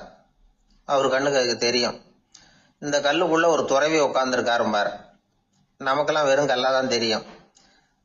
இந்த கல்லுக்குள்ள ஒரு நடன மங்கை நடனம் ஆடிக்கிட்டு இருக்கா அப்படிம்பார். உடனே அந்த கல்லை கொண்டுகிட்டு வருவார். அவர் சொன்னது மாதிரியே உள்ள இருக்கிற அவங்களையெல்லாம் வெளியில கொண்டுட்டு வந்துருவார். அதாவது வேண்டாத பகுதிகளை எல்லாம் கொத்தி எடுத்துருவார். அவர் மொழியில சொல்ல போனா, இந்த சிற்பிக்கு ரொம்ப நாளா மனசுக்குள்ள ஒரு ஆசை. அதாவது உண்மை, தூய்மை, இதுக்கு உதாரணமா இருக்கக்கூடிய புத்தர் சிலைய வடிக்கணும் அப்படிங்கிறது அவரோட ஆசை. ஆனா அந்த ஆசை நிறைவேறாமலே இருந்துகிட்டு வந்தது. அதுக்கு என்ன காரணம்னா, அதுக்கு தகுந்த மாதிரி ஒரு கல்லு கிடைக்கல. கல்லு கிடைச்சா அதை செஞ்சிருவாரு. ரொம்ப காலமா அங்கங்க தேடி அலைஞ்சார். இந்த புத்தர் சிலை வடிக்கிறதுக்கு பொருத்தமா ஒரு கல்லு கிடைக்குமா அப்படின்னு சொல்லி கண்ணுல படுற கல்லையெல்லாம் உத்து உத்து பார்ப்பார். உள்ள புத்தர் இருக்காரான்னு கவனிப்பார். இருக்கிற மாதிரி எதுவும் தெரியல அவர் கண்ணுக்கு. சரி, இதுக்கு என்ன செய்யலாம்னு யோசனை பண்ணார். நேரா ஒரு புத்த மடாலயத்துக்கு போனார். அங்க இருக்கிற ஒரு புத்த துறவியை சந்திச்சார். அவர்கிட்ட விசாரிச்சார், சுவாமி, புத்தரின் தூய்மை ஒளிஞ்சிருக்கிற அந்த கல் எங்க கிடைக்கும் அப்படின்னார். அந்த கல் இருக்கிற இடம் எதுன்னு இன்னமும் உங்களுக்கு தெரியலையா அப்படின்னு கேட்டார் துறவி. இல்லைங்க, அதுக்காகத்தான் அலைஞ்சிக்கிட்டு இருக்கிறேன் அப்படின்னாரு இவரு. சரி, கவலைப்படாதீங்க, ஏன் கூட வாங்க காட்டுறேன் அப்படின்னு அழைச்சிட்டு போனார். எங்க போனார்னா, அந்த மடாலயத்தின் பின்பக்கம் போனாங்க. 2 பேரும் போனாங்க. அங்க போய் பார்த்தா அங்க ஒரு கிணறு இருந்தது. என்ன அது, நாம கேட்டது கல்லு, இவர் அழைச்சிட்டு வந்து காட்டுறது கிணறு அப்படின்னு இவருக்கு சந்தேகம். ஒரு மாதிரியா பார்த்தார். அவரு சொன்னார், துறவி எட்டி பாருங்க உள்ள அப்படின்னாரு. கிணறுக்குள்ள என்ன இருக்கும்னு இவருக்கு தெரியாதா, இருந்தாலும் அவர் சொல்றாரு அப்படின்னு சொல்லி எட்டி பார்த்தார். பார்த்தா அதுல தண்ணி இருந்தது. அந்த தண்ணியில தன்னோட உருவம் தெரிஞ்சுது. இப்ப அந்த புத்த ஞானி சொன்னார், துறவியாரே, புத்தரை நாம தான் ஒளிச்சு வச்சிருக்கிறோம், நமக்குள்ளதான் அவர் மறைஞ்சிருக்கிறார். அவரை அடையாளம் தெரியாதபடி மூடி இருக்கிறது எது தெரியுமா? நம்ம கிட்ட இருக்கிற கோபம், போலித்தனம், பதட்டம், ஆசை, இதெல்லாம் தான். அறிவு அப்படிங்கிற ஒளியால அதையெல்லாம் செதுக்கி எடுத்துட்டோம்னா அந்த அழகான புத்தர் வெளியில வந்துருவார் அப்படின்னு சொன்னார் துறவி. அதனால நமக்குள்ள இருக்கிற நம்மள நமக்கே அடையாளம் தெரியல அப்படிங்கிறது தான் உண்மை. இந்த உண்மையான மனிதன் உள்ளே இருக்கிறான். இவர் கல்லை பார்த்துட்டு உள்ள யார் இருக்காங்கிறது அவருக்கு தெரிஞ்சது சிற்பிக்கு. ஆனா உண்மையான புத்தர் எங்க இருக்காருங்கிறத அவரால் அடையாளம் கண்டுபிடிக்க முடியல. அப்படிதான் பல பேர் இன்னைக்கு இருந்துகிட்டு இருக்கிறோம். ஒரு அப்பா தன்னுடைய பிள்ளைக்கு புத்தி சொன்னார், அதோ பாருப்பா, மனசுதான் கல்லு, அறிவு தான் உளி. உன்னுடைய மனசுங்கிற கல்ல அறிவுங்கிற ஒளியால செதுக்கி அழகான மனிதனா நீ வெளியில வரணும்னார். அதுக்காக தான்ப்பா தேடிட்டு இருக்கேன்னா அவன். மனசுங்கிற கல்ல தேடிக்கிட்டு இருக்கிறியா அப்படின்னு கேட்டார். இல்லப்பா, அறிவுங்கிற ஒளி எங்க இருக்குன்னு தெரியல எனக்கு, அதை தான் தேடிக்கிட்டு இருக்கிறேன் அப்படின்னு நானா. அதனால அறிவை தேடிக்கிட்டு இருக்கிறவன் என்னைக்கு உண்மையை கண்டுபிடிக்க போறான்? அதையே கண்டுபிடிக்க முடியலங்கும் பொழுது. அதனால நாம் யார் அப்படிங்கறது நமக்கு அடையாளம் தெரியணும். அந்த அடையாளம் தெரிஞ்சுட்டா வாழ்க்கையில வெற்றி நிச்சயம். ஆளை கண்டா ஏன் இப்படி முகத்தை திருப்பிக்கிட்டு வர்றீங்க அப்படின்னு கேட்டார் ஒருத்தர் நண்பர்கிட்ட.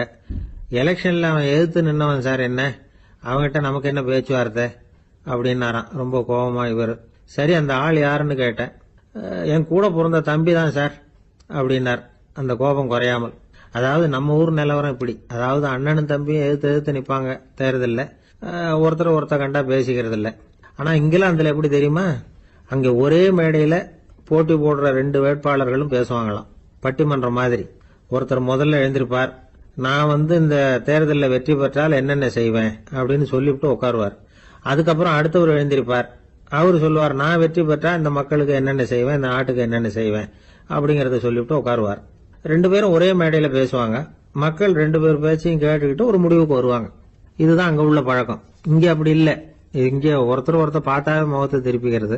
ஒரு தடவை இது மாதிரி ஒரு கூட்டம் நடந்துகிட்டு இருக்கு, அங்க வெளிநாட்டுல தான். நேரத்துக்கு சரியா ஒரு வேட்பாளர் வந்து சேரல. இது இங்கிலாந்துல நடந்த நிகழ்ச்சி.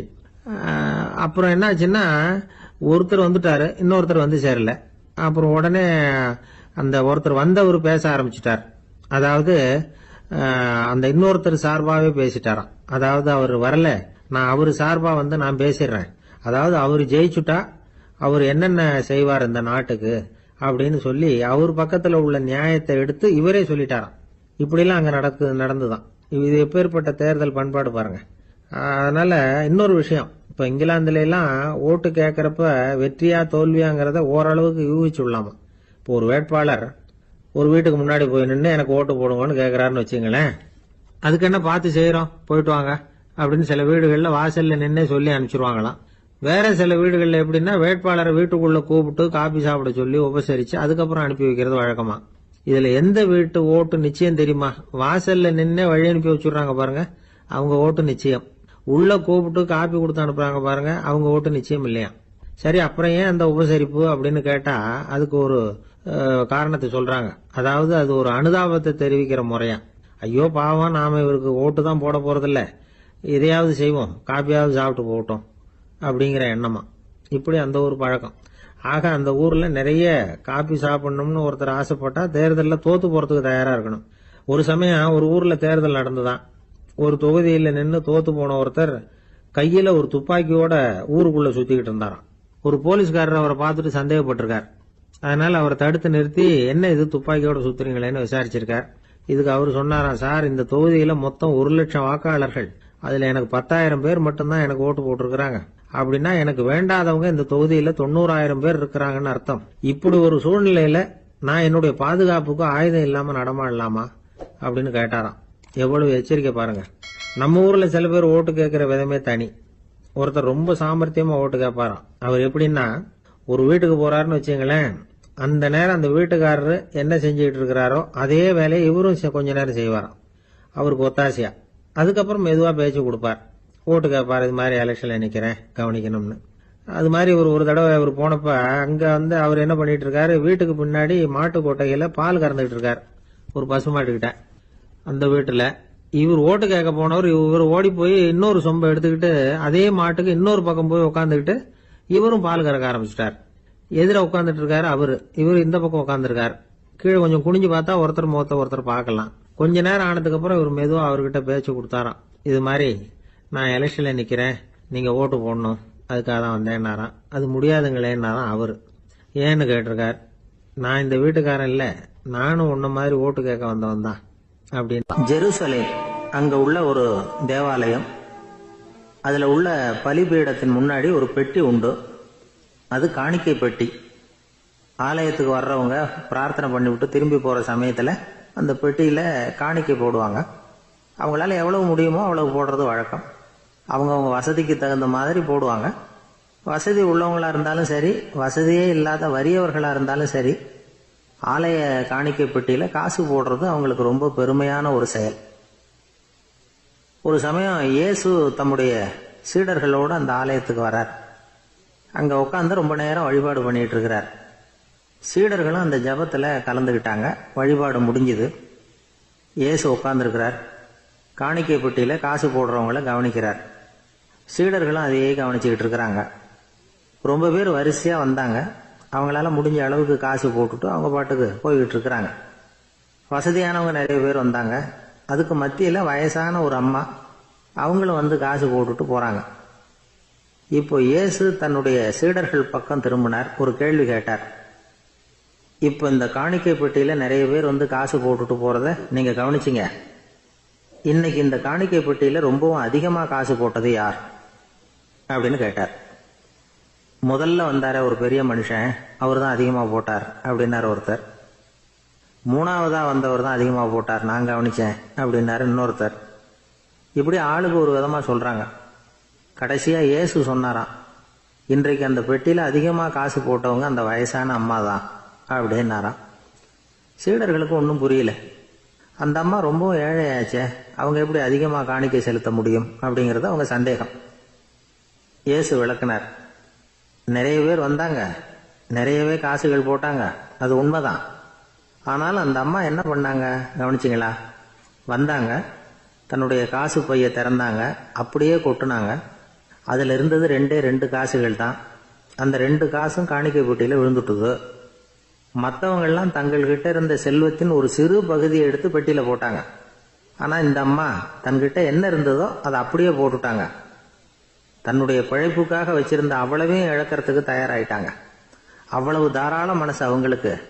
அதனால் அவங்க செலுத்தின காணிக்கை தான் அளவில் அதிகம் அப்படின்னார். விலை மதிப்பில்லாத முத்து புதையல் ஒருத்தனுக்கு கிடைக்க போகுதுன்னு வச்சுக்கோங்க.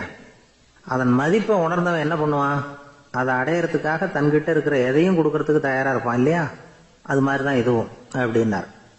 உலக மதிப்பீடுகளை துரும்பா தூசியா மதித்து அதையெல்லாம் உதறி விடுகிறவன் இறையருள் அப்படிங்கிற இணையில்லாத செல்வத்தை பெறுகிறான் அப்படிங்கிறது இதில் உள்ள கருத்து. இறைவனுக்காக இழப்பதுன்னா துன்பப்படுகிறவர்களுக்காக, ஏழைகளுக்காக, ஏதுமற்றவர்களுக்காக இழப்பது அப்படின்னு அர்த்தம். உங்கள் அயலானுக்கு நீங்கள் என்ன உதவி செய்தாலும் அதை எனக்கே செய்கிறீர்கள் அப்படின்னு இயேசு சொல்லியிருக்கிறார். அடுத்தவங்களுக்கு உதவணுங்கிற குணம் இன்னைக்கு ரொம்ப குறைஞ்சி போச்சு. ஒருத்தன் வாழைப்பழத்தோல் வழுக்கி கீழே விழுந்துட்டான். பக்கத்தில் இருந்த நண்பன் உடனே இவனை தூக்கிக்கிட்டு போய் ஆஸ்பத்திரியில் சேர்த்துட்டான். அதுக்கப்புறம் சொன்னான், நீ அந்த வாழைப்பழத்தோலில் காலை வைக்க போகிறத முன்னாடியே நான் கவனிச்சுட்டேன் அப்படின்னு நானா. அப்படின்னா அப்போவே நீ எனக்கு உதவி செஞ்சுருக்கலாமே அப்படின்னு நானா. அவன், நான் டாக்டருக்கு உதவலாம்னு நினச்சிட்டேன் அப்படின்னா இவன். 14ஆம் பாட்டு. உங்கள் புழக்கடை தோட்டத்து வாவையுள் செங்கடு நீர் வாய் நெகிழ்ந்து ஆம்பல் வாய் கும்பினகான் செங்கல் பொடிக்கூரை வெண்பல் தவத்தவர் தங்கள் தெருக்கோயில் சங்கிடுவான் போதந்தார் எங்களை முன்னம் எழுப்புவான் வாய்பேசும் நங்காய் எழுந்திராய் நாணாதாய் நாவுடையாய் சங்கொடு சக்கரம் ஏந்தும் தடக்கையன் பங்கைய கண்ணானை பாடேலோர் எம்பாவாய். நேற்று முன்னதாக எழுந்து எங்களையெல்லாம் எழுப்புவதாக வாய்கிழியச் சொன்ன பெண்ணே, அதையெல்லாம் மறந்துவிட்டு உறங்குகிறாயே, உனக்கு வெட்கமாக இல்லையா? பேச்சு மட்டும் பிரமாதமாக இருக்கிறதே. உன் வீட்டு புழக்கடை தோட்டத்தில் உள்ள சிறுகுளத்தில் செங்கழுநீர் மலர்கள் பூக்கத் தொடங்கிவிட்டன. ஆம்பல் மலர்கள் வாய்மூடிக் கொள்கின்றன. செங்கற்பொடியாலே காவி நிறமாக்கப்பட்ட ஆடையுடன் தூய்மையான வெள்ள பற்களை கொண்ட துறவிகள் தங்கள் திருக்கோயில்களின் வழிபாட்டிற்காக செல்லுகிறார்கள். விடிந்து விட்டது என்பது இப்போதாவது உனக்கு தெரிகிறதா? சங்கையும் சக்கரத்தையும் ஏந்திய நீண்ட கரங்களை உடைய, தாமரை போன்ற கண்களுடைய திருமாலை பாடுவதற்கு எங்கள் குழுவில் நீயும் வந்து சேர்ந்து கொள் வா என்று அழைக்கிறார்கள். இதில் எழுப்பப்படுகிற பெண் 3 விடிகள் உடையவள். அவளை 3 வார்த்தைகளாலே அழைக்கிறார்கள். நங்காய், நாணாதாய், நாவுடையாய், எல்லாமே ஒரு மோனை.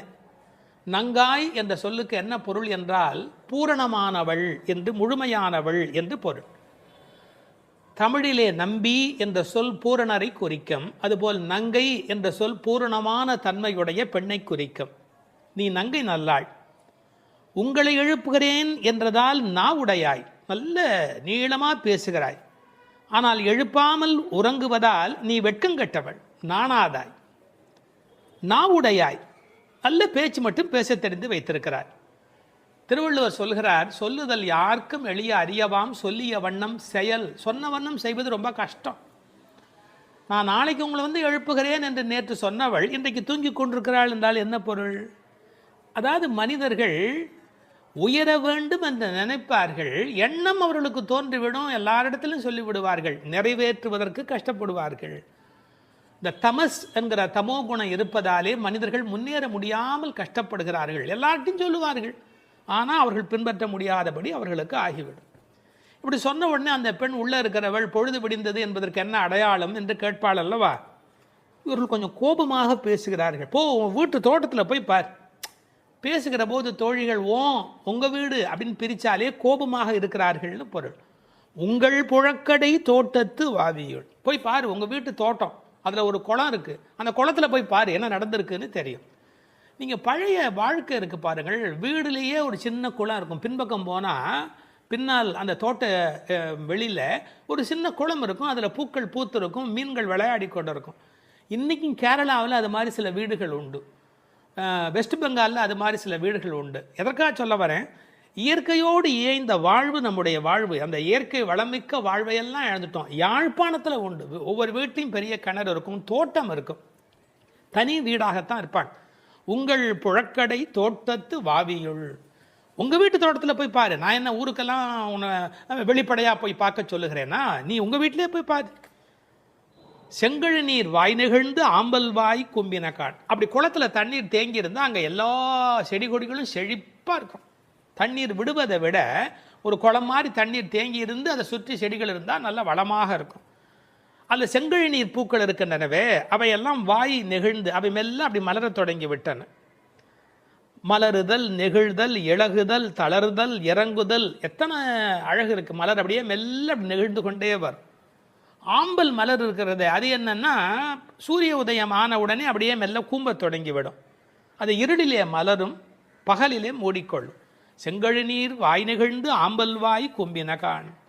செங்கல் பொடி கூரை வெண்பல் தவத்தவர், அதாவது காவியுடை தரித்த துறவிகள். அவர்கள் துணியை எப்படி காவியாக்குவார்கள்னா, செம்மண் கட்டி இருக்கு இல்லையா, செங்கல் நல்ல கல் மாதிரி, அந்த செம்மண் கட்டி எடுத்து பொடிச்சு அதை தண்ணீரில் கரைத்து அதில் வெள்ளை துணியை முக்கி தான் காவியாக அதை மாற்றுவார்கள். கூரைனா துணின்னு அர்த்தம். பொடியினால் தயாரிக்கப்பட்டது செங்கல் பொடி, சிவந்த செம்மண் கட்டி பொடியினாலே காவி. பழைய காலத்துலேயும் பொங்கலுக்கு முன்பு எல்லார் வீட்லேயும் காவியும் வெள்ளையும் அடிப்பது என்பது ஒரு வழக்கம் உண்டு. காவி மண் அதை சுற்றி வீட்டில் அடித்து வைப்பார்கள். அப்படிப்பட்ட செங்கல் பொடி கூரை வெண்பல் தவத்தவர். இதில் என்ன ஒரு குறிப்பு இருக்குன்னா, அந்த துறவிகளுக்கு பல்லு விளவிலேன்னு இருக்குன்னு. எதுக்காக இதை சொல்லணும்? பழைய மரபு எப்படின்னு கேட்டால், சமண துறவிகள் பல் விளக்க மாட்டார்கள், அவர்களுடைய பல் அமைப்பு வேறையாக இருக்கும். சைவ வைணவ சன்னியாசிகள் பல் விளக்குவார்கள். அதனால வெண்பல் தவத்தவர், மைல்டு அந்த வித்தியாசத்தை ரொம்ப அழகாக சட்டில் அப்படி சொல்லி கொண்டு போகிற ஒரு அழகு. இதை விட உடல் கூறு பற்றி ஒரு புத்தகம் படித்தேன், அதில் ஒரு குறிப்பு இருக்குது. மனித குல வரலாற்றிலேயே மனிதர்களை ரெண்டாக பிரிக்கிறார்கள், வெள்ளைப்பல் வகையரா மஞ்சள் பகல் வகையரா அப்படின்னு. வேதத்தில் ருக்வேதத்தில் ஒரு ஸ்லோகமே இருக்கிறதா, எங்கள் பல் மஞ்சள் நிறம் அடையாதபடி இருக்கட்டும் அப்படின்னு பிரார்த்தனை செய்வதா ருக்வேதத்தில் ஒரு ஸ்லோகமே இருக்கிறதா. எனவே வெள்ளைப்பல்லுடைய துறவிகள் தங்கள் திருக்கோயில் சங்கிடுவான் போதந்தார். சைவ வைணவ சன்னியாசிகள்னு சொல்லணும், ரொம்ப வலிந்து சில பேர் வைணவ சன்னியாசிகள் மட்டுமே என்று சொல்வார்கள். தங்கள் திருக்கோயிலுங்கிற வார்த்தை தான் நமக்கு அதை நல்ல பிரித்து கொடுக்கும். அவங்கவுங்க கோயிலை திறந்து வைக்கிறதுக்கு போகிறாங்க. தங்கள் திருக்கோயில், தங்களுடைய கோயில். சங்கிடுவான்னு சொன்னால் சாவி போட்டு திறக்கணும், அதுக்கு சங்குன்னு பேர். சாவிக்கு சங்குன்னு பேர். இன்னொரு பொருள் கோயில் திறக்கிற போது சங்கு ஊதுகிற வழக்கமும் உண்டு, மங்கள பொருளாக சங்கு ஊதுகிற வழக்கமும் உண்டு. தங்கள் திருக்கோயில் சங்கிடுவான் போதந்தார், கோயிலை திறப்பதற்காக போய்விட்டார்கள். எங்களை முன்னம் எழுப்புவான் வாய்பேசும் நங்காய் எழுந்திராய் நானாதாய் நாவுடையாய். எங்களை முன்னாடி எழுப்புறேன்னு சொன்னியம்மா, ஆனால் இப்போ வெட்கம் இல்லாமல் தூங்கி கொண்டிருக்கிறாயே. அப்போது நானாதாய் நாவுடையாய், இந்த நாவுடையாய்ங்கிற சொல்லுக்கு எப்படி பொருள் சொல்வது? அதாவது நாவினுடைய பயனே என்ன என்பதை இளங்கோடிகள் சிலப்பதிகாரத்தில் சொன்னார். பஞ்சவர்க்கு தூது நடந்தானே ஏத்தாத நா என்ன நாவே. வடவரையை மத்தாக்கின்னு ஒரு பாட்டு வரும் இல்லையா, அந்த பாடலில் பஞ்சவர்க்கு தூது நடந்தானே ஏத்தாத நா என்ன நாவே, நாராயணா என்னாத நா என்ன நாவே. சிலப்பதிகாரத்தில் இளங்கோடிகள் சொல்லுகிறார், நாவினுடைய பயனே நாராயணனுடைய நாமத்தை சொல்லுவது என்று. அப்படி எங்களை எழுப்புறேன்னு பேசுறதுக்கு உனக்கு நாக்கு கொடுக்கல, நீ கடவுள் திருநாமம் சொல்லுவதற்கு தான் உனக்கு நாக்கு கொடுத்திருக்கிறார்கள். உன்னுடைய நாவை பயன்படுத்த வேண்டாத இடத்தில் பயன்படுத்திய குற்றமும், பயன்படுத்த வேண்டிய இடத்தில் பயன்படுத்தாத குற்றமுமாய் 2 குற்றங்கள் செய்து கொண்டிருக்கிறாயே, நியாயமா? சங்கொடு சக்கரம் ஏந்தும் தடக்கையன். நம்ம எப்படிப்பட்ட சங்கு கையில் ஏந்தி இருக்கிறான், அதெல்லாம் ஆழ்வார்கள் அனுபவித்திருக்கிறார்கள். சிலப்பதிகாரத்திலேருந்தே சொல்லுகிறானே, பகைவன் சங்காழியும் பால்வெண் சக்கரமும் தகைபெரு தாமரை கையில் ஏந்தி அப்படின்னு சங்கு சக்கரம் கையில் வைத்து கொண்டிருக்கிறான் ஸ்ரீமன் நாராயணன். சங்கொடு சக்கரம் ஏந்தும் தடக்கையான். தடம் தோள்னா வலிமையான, கையில் புஜ பராக்கிரம, அவனுக்கு தோள்கள் அவ்வளோ வலிமையான தோள். அப்படிப்பட்டவன் பங்கைய கண்ணனை பாடேலோர் எம்பாவாய். அவனுடைய கண்ணழகளை ஈடுபட வேண்டாமா? தாமரை போன்ற கண்கள் உடையவன் அல்லவா பங்கைய கண்ணன், தாமரையை ஒத்த கண்களை உடையவன். பெருமாளுக்கு தாமரை கண்ணன் பல காரணத்தினால பேர். தாமரை போல் சிவந்தது. அந்த யோகத்துயில் இருக்கும்போது தாம் அரைக்கண்ணன், பாதி மூடியும் பாதி திறந்தும் இருக்கக்கூடிய தாம் அரைக்கண்ணோடு விளங்குகின்றவன் பங்கைய கண்ணனை பாடேலோர் எம்பாவாய். திருப்பாணாழ்வார் அந்த பெருமாளுடைய திருக்கோலத்தை அனுபவிக்கிற போது கரியவாகி புடைபெயர்ந்து மெளிர்ந்து செவ்வரி ஓடிய நீண்ட பெரிய கண்கள், அடாடாடா, அந்த கண்ணழகில் மயங்கி போய் பேசுகிறார். கரியவாகி புடை பெயர்ந்து, கண் எப்படி இருக்கணுங்கிறதுக்கான வர்ணனை பாருங்க. புடை பெயர் நல்ல அப்படி முட்டை கண் நல்ல மேலே வந்து நிற்கிறது. கரியவாகி புடை பெயர்ந்து மெளிர்ந்து, அந்த கண்ணிலேயே ஒரு ஒளி இருக்கணும், அப்படியே அதுலேருந்து ஒரு விதமான வெளிச்சம் புறப்படணும். செவ்வரி ஓடிய நீண்ட பெரிய கண்கள், அடேப்பா நீளமான கண்ணாகவும் இருக்கணும். அவ்வளவு கண்ணழகு உடையவன் எம்பெருமான் பங்கைய கண்ணனை பாடேலோர் எம்பாவாய். நம்முடைய கண்ணின் பயன் அந்த கண்ணை கண்டு மகிழ்வது, நாவின் பயன் அவன் புகழ் பேசுவது. அதையெல்லாம் விட்டுவிட்டு இப்படி தூக்கத்தில் என்ன சுகம் என்று படுத்திருக்கிறாய், எழுந்திரம்மா எழுந்திரு என்று எழுப்புவதாக இந்த திருப்பாடல் அமைந்திருக்கிறது.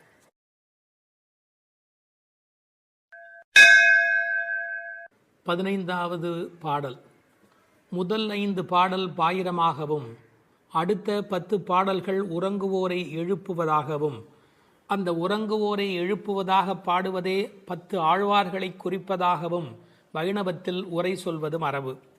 இந்த 15வது பாடலில் இளங்கிளியை எழுந்து வா என்று அழைக்கிறாள். எல்லே இளங்கிளியே இன்னம் உறங்குதியோ. இது உரையாடல் பாவத்தில் அமைந்திருக்கிற ஒரு பாடல். எல்லே இளங்கிளியே இன்னம் உறங்குதியோ, சில்லென்று அழையேன் மின்னங்கமீர் போதருகின்றேன்.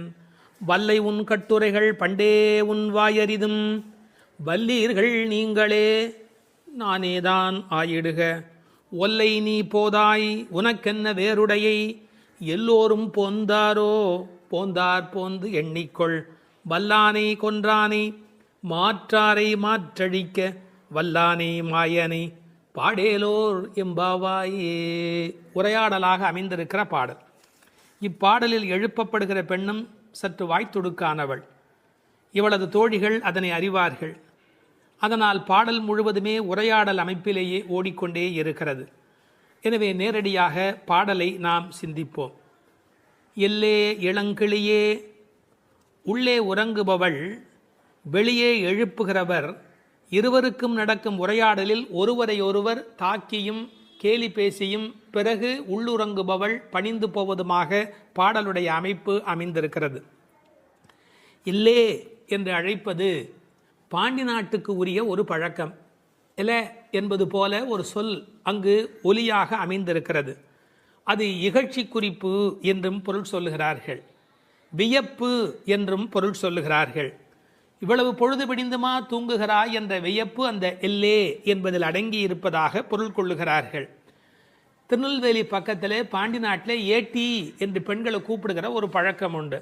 இல்லை ஏன்னா இன்னும் தூங்கிட்டு இருக்கிற, எந்திரி, இல்லை இந்த சொல்லினுடைய ஒரு அமைப்பாக இருப்பதற்கும் வாய்ப்பு உண்டு. பாண்டி நாட்டுக்கு உரியவள் ஆண்டாள் நாச்சியார். எல்லே இளங்கிளியே, இளமையான கிளி. கிளிக்கும் ஆண்டாளுக்கும் உள்ள தொடர்பு இந்த உலகமறிந்த ஒரு பெரிய விஷயம். இல்லை என்ன பொருள் என்று கேட்டால், இங்கே தூங்கி கொண்டு இருக்கிறாளே அவள் முழிச்சுட்டா. முதல் வீட்டிலே இவர்கள் பாடிய பாடலை கேட்டுவிட்டு அதை பாடிக்கொண்டு இருக்கிறார். அவள் மகா ரசிகை. அந்த முதல் வீட்டில் என்ன பாடினார்களோ அந்த பாடலை வேற இப்போது இனிமையாக பாடிக்கொண்டிருக்கிறார். அப்போ இவர்களுக்கு எவ்வளவு கோபம் வரும். அந்த இளங்கிளி என்ற வார்த்தையினாலே அவள் கிளி எப்படி மிழற்றுமோ அப்படி அந்த பாடலை சொல்லி கொண்டிருக்கிறாள் என்று ஒரு அர்த்தம் பண்ணுகிறார்கள். நீயும் கிளியும் சமம் என்று சொன்னாலும் கிளி போன்ற குரல் என்பதாலே கிளி சமமாகிடும். ஆனால் உன் இளமைக்கு கிளி ஈடாகாது. இளங்கிளியே இன்னும் உறங்குதியோ. அது என்ன இன்னும்? உனக்கு தான் விழுந்து காதல் விழுந்து எழுந்து விட்டாயே, அப்புறம் என்ன மறுபடியும் படுத்துக்கொண்டே இருக்கிறது? இன்னும் உறங்குதியோ. உடனே உள்ள இருக்கிறவள் சொன்னாள், சில் என்று அழையேன் மின். என்னடி சில்லுன்னு கூப்பிடுறீங்க, சிலுகு சிலுகு என்று உரை எழுதுவார்கள். அதாவது எலும்பை பனி குளிர் தொலைக்கும், அப்படியே ஊசி குத்துற மாதிரி எலும்பை தொலைக்கும். அது மாதிரி உங்கள் சொல் என் எலும்பை தொலைக்கிறது. எப்படி சிலீர் என்று பனி போய் எலும்பை தொலைக்குமோ அப்படி உங்கள் வார்த்தை என்னை தொலைக்கிறது. சில்லென்று அழையேன் மின், என்ன அப்படி கூப்பிடாதீர்கள் என்று சொல்லுகிறார். நங்கமீர், நங்கமீர் என்றால் பூரணமான தன்மை உடையவர்கள். நீங்களெல்லாம் பூரணர்கள். அப்படி இருக்கிற நீங்கள் என்ன போய் இப்படி எல்லாம் சொல்லலாமா? இந்த வார்த்தையை கேட்டு என்னால் எப்படி சகித்து கொள்ள முடியும்? என்னால் முடியாது என்று. இவர்கள் என்ன சொல்லுகிறார்கள், நீ கிருஷ்ணனை அனுபவித்து கொண்டு படுத்திருக்கிறாய், அவ என்ன நினைக்கிறா, அந்த கிருஷ்ணானுபவத்தில் இவர்கள் அழைப்பதே இடையூறாயிற்றுன்னு நினைக்கிறாளோ என்று ஒரு பொருள் சொல்வார். அதுக்கு நீங்கள் யாரும் நினைத்து பார்க்க முடியாத ஒரு உரை வைணவத்தில் ஒரு அற்புதம். பெருமாள் கோயிலில் போய் உட்கார்ந்துருக்கிறோம், ஒரு நல்ல காலட்சேபம் கேட்டுக்கொண்டிருக்கிறோம், அருமையாக ஒரு மனிதர் பாசுரத்துக்கு வியாக்கியானம் சொல்லி கொண்டிருக்கிறார். அப்போது அந்த கோயிலுக்கு உள்ளே இருந்து பலிமூர்த்தி அது வெளியில் டம் டம் டம் என்று ஒலி எழுப்பு கொண்டு வந்தால், இங்கே நல்ல காலட்சேபம் கேட்பதற்கு அந்த பெருமாள் எழுந்தருளுவதே கொஞ்சம் லேசாக ஒரு ஒரு ஒரு அசௌகரியமாக தெரியாதா?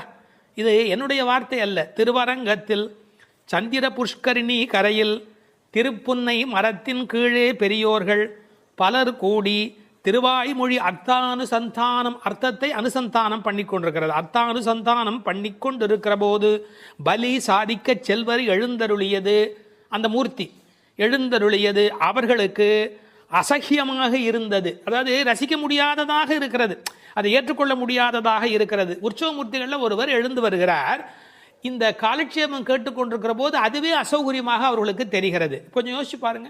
அது மாதிரி இவள் அனுபவித்துக் கொண்டிருக்கிறாள் கண்ணனை, இவங்க வாசல்லேருந்து கூப்பிடுறது அனுபவத்துக்கு தான் கூப்பிடுகிறார்கள், ஆனால் அதுவே ஒரு மாதிரி சில்லுன்னு கூப்பிடுற மாதிரி இருக்கிறதா. இவர்கள் பேச்சு கிருஷ்ணனை மனத்தால் அனுபவிக்கும் சுகத்திற்கு இடையூறு ஆயிற்று. அதனால் அவர் சொன்னான், நங்கை மீர் பூரணமான நீங்கள் என்னை இப்படி அழைக்காதீர்கள், போதருகின்றேன், வந்து விட்டேன், வர்றேன் வர்றேன், இதை வந்துடுறேன் அப்படின்னு. சில பேர் வர்றேன் வர்றேன்னு சொல்வார்களே ஒழிய சொல்லியே காலத்தை ஓட்டி கொண்டிருப்பார்கள், வரமாட்டார். கண்ணனை யசோதை அழைக்கிறா, போதர் கண்டாய் இங்கு போதர் கண்டாய், போதரேன் என்னாதே போதர் கண்டாய். இந்த வர்றேன் வர்றேன்னு சொல்லி டயத்தை எடுத்துக்காதே. போதர் கண்டாய் இங்கு போதர் கண்டாய், போதரேன் என்னாதே போதர் கண்டாய். பெரியாழ்வார் திருமொழியில் வருகிறது. சில பேர் வீட்டில் புறப்படும் போது மனைவியை கிளம்பலையா வரலையா அப்படின்னு கேட்பார்கள். அந்த அம்மா ஒரு பதில் சொல்வார்கள், 5 நிமிஷத்தில் வர்றேன்னு அரை மணி நேரமாக சொல்கிறேனே உங்களுக்கு புரியலையாம்பாங்க. 5 நிமிஷத்தில் வர்றேன்னு அரை மணி நேரமாக சொல்கிறேனே உங்களுக்கு புரியலையா அப்படின்னு. அது மாதிரி வர்றேன் வர்றேன்னு சொல்லியே காலத்தை கடத்தி கொண்டிருக்கிறாள். போதருகின்றேன். உடனே வெளியில் இருக்கிறவங்களாம் சொன்னாங்க, வல்லை உன் கட்டுரைகள் பண்டே உன் வாயறிதும், நீ வாயாடி, எங்களுக்கு தெரியாதா உன்னை பற்றி, நீ என்ன பேச்சு பேசுவேன், இட்டு கட்டி பேசுறது ரொம்ப கெட்டிக்காரி. அதாவது நடக்காது நடந்ததா சொல்கிற மாதிரி வர்றேன் வர்றேன்னு சொல்கிறிய ஒழிய நீ கிளம்ப மாட்டேங்கிற. கட்டுரைகள், கட்டி உரைத்தல் கட்டுரை, வல்லை உன் கட்டுரைகள், அதில் நீ ரொம்ப கெட்டிக்காரி, வாயாடி, இட்டுக்கட்டி சொல்கிறதுல ரொம்ப கெட்டிக்காரி. பண்டே உன் வாய் அறிதம், உன் வாய் என்னன்னு எங்களுக்கு அப்போவே தெரியும், முன்னமே உன் வாயை தெரியும். இப்போ உள்ளே இருந்த பெண்ணுக்கு அழுக வந்துடுத்து. தன்னை வெளியில் இருக்கிறவங்களாம் இப்படி பேசினார்கள். ஒன்று வல்லீர்கள் நீங்களே, என்ன வாயாடின்னு சொல்லாதீங்கடி, நீங்கள் தான் வாயாடிங்க, வல்லீர்கள் நீங்களே. இப்போது வெளியில் இருப்பவர்களுக்கும் உள்ளே இருப்பவர்களுக்கும் இடையில அந்த மோதல் வெடிக்கிறது. ஆனால் உள்ளே இருக்கிற பெண் பாருங்க, முதல்ல ஒரு வார்த்தை சொல்லிட்டா, என்ன வாயாடின்னு சொல்கிறீங்க, நீங்கள்லாம் தான் வாயாடி அப்படின்னு கோவத்தில் பேசினவ ஒரு செகண்டுக்குள்ளே தன்னை பற்றி யோசிச்சுட்டு நானே தான் ஆகிடுகிறேன். ஆஹா, இதுதான் ஸ்ரீ வைஷ்ணவ லட்சணம் என்று சொல்வார்கள். அதனால தான் அழகிய மணவாள பெருமாள் நாயனார் திருப்பாவை ஆகிறது இப்பாட்டு இரே என்று எழுதி வைத்தார். அது ஏன் இந்த பாட்டுக்கு அவ்வளோ சிறப்பு? ஸ்ரீ வைஷ்ணவர்கள் தவறு இன்னொருவருடையதாக இருந்தாலும் கூட பண்பு நலன் கருதி அது என் தப்பாவே இருந்துட்டு போட்டோம் அப்படின்னு பரதாழ்வானை போல ஒப்புக்கொள்கிற பண்பு இருக்கணுமா. வல்லீர்கள் நீங்களே, நீங்க தான் வாயாடின்னு வெளியில் இருக்கிறவங்கள பார்த்து சொன்னவ நானே தான் ஆயிடுக, நான் தான் அந்த வாயாடியா இருந்துட்டு போறேன், என்ன விடுங்கடி, நானே தான் ஆயிடுக அப்படின்னு. இதை எப்படி அனுபவிப்பார்கள்? இதை விளக்குவதற்காகவே ஆண்டாள் உரையாடல் பாணியிலே இந்த பாடலை எழுதுகிறார். ஏன் இதை வெறுமனை நீதி போதனை மாதிரி பாகவதர்கள் அடங்கி இருக்க வேண்டும்னு சொல்லக்கூடாதா அப்படின்னா, இந்த உரையாடல் இருக்கிற போது அதில் கிடைக்கக்கூடிய அந்த ஒரு சுகம் இருக்கு இல்லையா, ஏன் அனுஷ்டான ரூபமாக அது கிடைக்கும், உபதேச ரூபமாக இல்லாமல், யாரோ அறிவுரை சொல்லுகிற உபதேசமாக இல்லாமல் பின்பற்றுதல் என்கிற அனுஷ்டான ரூபமாக கிடைப்பதற்காக உரையாடல் பாணியில் இதை ஆண்டாள் நாச்சியார் கொண்டு போகிறாள். சரி, இப்போ அடுத்த கேள்வி கேட்டார்கள், வெளியில் நிற்கிறவங்கலாம் அப்போ பக்தியோட ஆமாமா நாங்கள் தான் வாயாடின்னு ஒத்துக்கக்கூடாதா? அப்போ ஒத்துக்கிட்ட பிறகாவது மன்னிப்பு கேட்கக்கூடாதா? அப்போ வெளியில் இருக்கிறவங்களுக்கெல்லாம் ஸ்ரீ வைஷ்ணவ லட்சணம் இருக்க வேண்டாமா? அப்படி வியாக்கியானத்தில் ஒரு வரி எழுதினார்கள், உலகத்தில் உத்தம அதிகாரிகள் பல பேர் கிடைப்பது அரிது, 1-2 பேர் தான் கிடைப்பாங்க. சரி, தவறை ஒத்துக்கிறதுலேயே எத்தனை வகை? முதல் விஷயம், செய்த தவறை ஒப்புக்கொள்ள மறுப்பார்கள். இது முதல் வகை. 2, சிரமப்பட்டு ஒப்புக்கொள்வார்கள். ரொம்ப கஷ்டப்பட்டு இது தப்புங்கிறத ஒத்துக்கொள்வார்கள். 3, முதல்ல சொன்னதுக்கெல்லாம் பிறகு மறுக்காமல் அதை ஒப்புக்கொண்டு விடுவார்கள். அப்புறம் இதெல்லாம் தப்பு செஞ்சவங்க ஒத்துக்கிறது, தப்பே செய்யவில்லை அவங்க ஒத்துக்கிறது கஷ்டப்படுவாங்களா இல்லையா? நான் தான் செய்யலையே, நான் ஏன் ஒத்துக்கணும் அப்படின்னு கேட்பாங்க இல்லையா? செய்யாத ஒன்றை ஒப்புக்கொள்வது என்பது மிக மிக மிக உயர்ந்த ஒரு பெரிய உயர்ந்த நிலை. இதை இந்த பெண் ஏற்றுக்கொள்கிறாள். நானே தான் ஆயிடுக அப்படின்னு. இதுக்கு வியாக்கியானம் பண்ணும்போது சொல்வார்கள், இப்போது ஒரு உபன்யாசம் ஆரம்பிக்கிற ஒருவர் ரொம்ப பணிவா, அடியேன் அறிவு குறைந்தவன்னு சொல்லி பணிவாக ஆரம்பிப்பார். கீழேந்து ஒருத்தர் எழுந்துச்சு, ஆமாம் சுவாமி உமக்கு அறிவு கம்மின்னு மட்டும் சொல்லி பார்க்கட்டுமே, கேட்கிறவருடைய கோபம் எங்கே போய் நிற்கும்? அதாவது உபதேச அளவில் இருக்கக்கூடாது, அனுஷ்டான ரூபத்தில் இருக்க வேண்டும் என்பதற்கு உள்ள இருக்கிற பெண் அடையாளம். அதனால் இந்த பாடல் தான் ஸ்ரீ வைஷ்ணவ லட்சணம் என்று எழுதுவார்கள். அப்புறம் உடனே வாசல் இருக்கிறவங்க ஆரம்பிச்சாங்க, ஒல்லை நீ போதாய் உனக்கென்ன வேறுடை. இப்போ மறுபடியும் சீன்றாங்க. அவள் பணிஞ்சு போனதுக்கு அப்புறமும் உள்ள இருக்கிறவள் பணிந்த பிறகும் கூட, என்ன வெறும் வாய்ப்பேச்சா, வா வெளியில வா, உனக்கென்ன வேறுடைய, நீ என்ன தனியாக அனுபவிக்கிறியா அப்படின்னு. எதுக்காக மறுபடியும் சீன்றாங்க? அவள் தான் பணிஞ்சு போயிட்டாளே அப்படின்னு. இவன் நிஜமாவே பணிஞ்சுட்டாளா இல்லையா அப்படிங்கிறத பார்க்கறதுக்காக அவன் நிஜமாவே பணிஞ்சுட்டான். அதில் தோற்று போகிறா பாருங்க. ஒரு வார்த்தை எழுதுவார்கள், தோற்றவர்கள் வென்றார்கள் என்று பொருள். சாரி அப்படின்னு சொல்றது உதட்டிலேருந்து வரக்கூடாது, உள்ளத்திலேருந்து வரணும். அப்படி ஒல்லை நீ போதாய் உனக்கென்ன வேறுடைமை என்று கேட்டபோது கூட என்ன கேட்டா, எல்லாரும் வந்தாரோ, எல்லாரும் போந்தாரோ, எல்லாரும் வந்துட்டாங்களா அப்படின்னு. ஏன் எல்லாருமா சேர்ந்து போகிற சம்பந்தம் ரொம்ப முக்கியம். இதுக்கு ஒரு உதாரணம் எழுதுவார்கள். கூரத்தாழ்வான் ஸ்ரீரங்கத்துக்கு போகிறார். பார்வை இழந்ததுக்கு பிறகு அங்கே வாசலில் இருக்கிறவன் சொல்கிறான், ராமானுஜரோடு சம்பந்தப்பட்டவர்கள் உள்ளே போக முடியாது, நீர் போகக்கூடாது அப்படின்னு. அப்போ இன்னொரு காவலன் சொன்னான்னா, நீர் நல்லவர், விரோதிகள் இல்லாதவர், பரவாயில்ல, நீர் போய் பெருமாளை தரிசனம் பண்ணும் அப்படின்னு. அப்போ கூரத்தாழ்வான் ஒரு வார்த்தை சொல்கிறார். என்ன சொல்கிறார்? ஆச்சாரிய சம்பந்தம் மறுத்து கொண்டு பகவத் சம்பந்தமா நமக்கு வேண்டாம். என்னுடைய ஆச்சாரியனுடைய சம்பந்தத்தை விட்டுட்டு போய் நான் பகவத் சம்பந்தம் கொண்டாடணுமா? வேண்டியதில்லை அப்படின்னு. இந்த உரையை எடுத்துக்கொண்டு எல்லோரும் போந்தாரா, எல்லாரும் வந்துட்டாங்களா, யாரும் விட்டு போலையே. உண்மையான ரிலிஜன் எங்க இருக்கு தெரியுமா? எல்லாரும் நல்லா இருக்கணும் அப்படிங்கிற கருத்தில் சமயத்தின் உண்மை லட்சணத்தை வெளிப்படுத்தினார்கள். வல்லானை கொன்றானை, வல் பிளஸ் ஆனை, மிக கொடூரமாக வந்த குவாலய பீடம் என்ற யானையை கொன்றவனை, மாற்றாரை மாற்றழிக்க வல்லானை, எதிரிகளுடைய எதிரித்தன்மையை அழிப்பவனை அல்லது எதிரிகளையே அழிப்பவனை, மாற்றாரை, மாற்றார்னா எதிரிகள், மாற்றழிக்க வல்லானை. வல்லானைன்னா இது ஆண்பால். முதல் வல் பிளஸ் ஆனை, அது யானையை குறிப்பது. மாயனை பாடேலோர் எம்பாவாய், மாயத்தில் வல்லவனை பாடுவோம் என்று இந்த பாடல் நிறைவு பெறுகிறது. 16ஆம் பாட்டு நாயகனை எழுப்பும் நடுநாயகமான பாட்டு.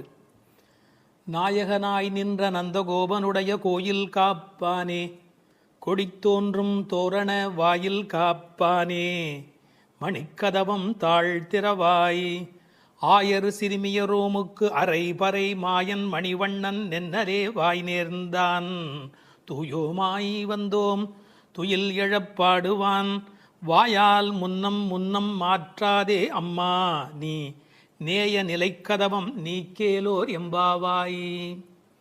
ஆயர்பாடியின் தலைவனாய் விளங்குகின்ற நந்தகோபரின் அரண்மனையை காவல் செய்கின்றவரே, கொடி பறக்கின்ற தோரண வாயிலை காத்து நிற்பவரே, அழகிய அரண்மனை கதவுகளை திறந்து எங்களை உள்ளே அனுமதிக்க வேண்டும். நாங்கள் ஆயர் சிறுமிகள், எங்களுக்கு நோன்புக்கு அங்கமான பறையை தருவதாக நேற்றே எங்கள் கண்ணன் வாக்களித்திருக்கிறார். அதனை பெறுவதற்கு என்றே தூய்மையாக அவனுக்கு பள்ளி எழுச்சி பாடுவதற்காக நாங்கள் வந்திருக்கிறோம். உன் வாயினால் மறுத்துச் சொல்லிவிடாதே. நிலையுடன் பொருந்தி இருக்கின்ற கதவை உன் கைகளால் திறந்து வழிபட வேண்டும். பொதுவாக முறையறிந்து செல்ல வேண்டும் என்பது விதி. பெரிய பதவியில் இருப்பவர்களை நெருங்க வேண்டுமென்றால் அவர்களது அணுக்கத் தொண்டர்களை முதலில் நெருங்கி அவர்கள் மூலம் நெருங்குவதே நல்லது என்கிற அபிப்பிராயத்தில் நாயகனாய் நின்ற நந்தகோபனுடைய கோயில் காப்பானே என்று அவனிடத்தில் வேண்டுகிறார்கள் இந்த பிள்ளைகள். பொதுவாக நாயகனாய் என்பது கண்ணனுக்கு மட்டுமே பொருந்துகிற பதம். என்றாலும் கண்ணனுடைய தகப்பனார் என்பதனாலே இவருக்கும் அந்த மரியாதை பொருந்திற்று. அந்த நந்தகோபனுடைய கோயில் காப்பானே என்று நேரடியாக நாம் போகலாம் என்றாலும் நந்தகோபனிடத்தில் கண்ணபெருமான் கோல்கீழ்கன்றாய் அடங்கி இருக்கின்றவன்.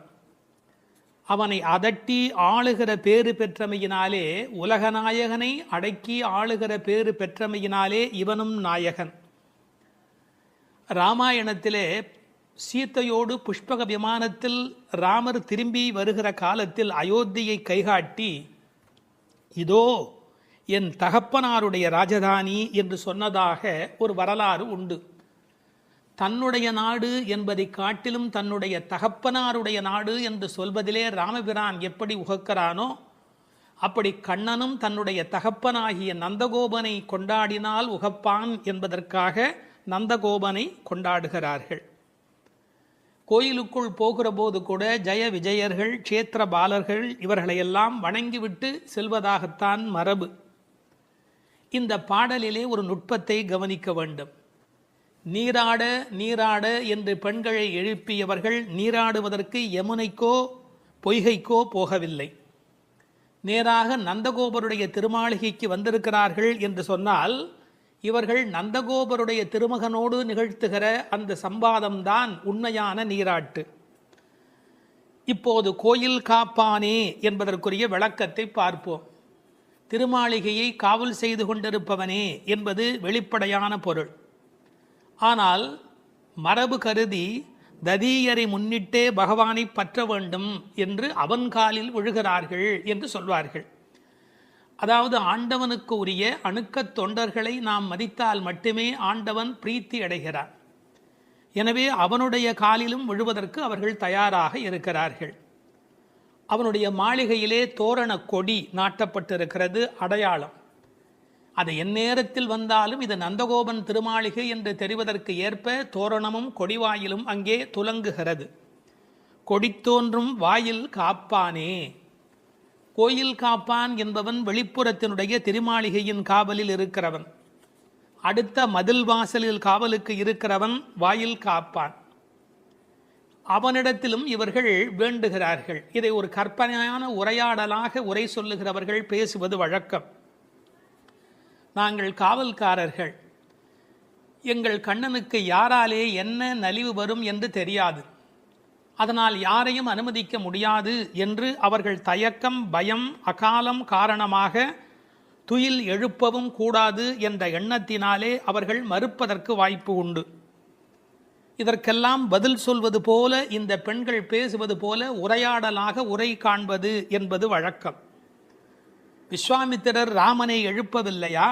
கௌசல்யா சுப்ரஜா ராமபூர்வா சந்தியா பிரவர்த்ததே என்று திருப்பள்ளி எழுச்சி சுப்பிரபாதம் பாடவில்லையா? அது மட்டுமல்ல, ஆழ்வாரும் பாடுகிற போது அரவணை ஆயரேரே அம்மமுன்ன துயில் எழாயே, சாப்பிடவாப்பா, அரவணை ஆயர் ஏரே அம்மமுன்ன துயில் எழாயே என்று எழுப்பினார் அல்லவா? அரங்கத்தம்மா பள்ளி எழுந்தருளாயே என்று எழுப்பவில்லையா? எனவே துயில் எழுப்புவதற்கு முன்னுதாரணங்கள் உண்டு என்று பொருள் கொள்ள வேணும். அது மட்டுமல்ல, உண்மையிலேயே உறங்குவோரை எழுப்புவது வேண்டுமானால் அபசாரமாக இருக்கலாம். ஆனால் உறங்குவது போல் யோக நித்திரை கொள்ளுகிறவரை எழுப்புவது அவர்களுக்கு உபகாரம். யார் வந்து அழைப்பார்களோ, யாராலே யாருக்கு என்ன நலிவு வருமோ, நாம் போக வேண்டி இருக்குமே என்று செவிதீட்டி பெருமாள் படுத்திருக்கிறார்.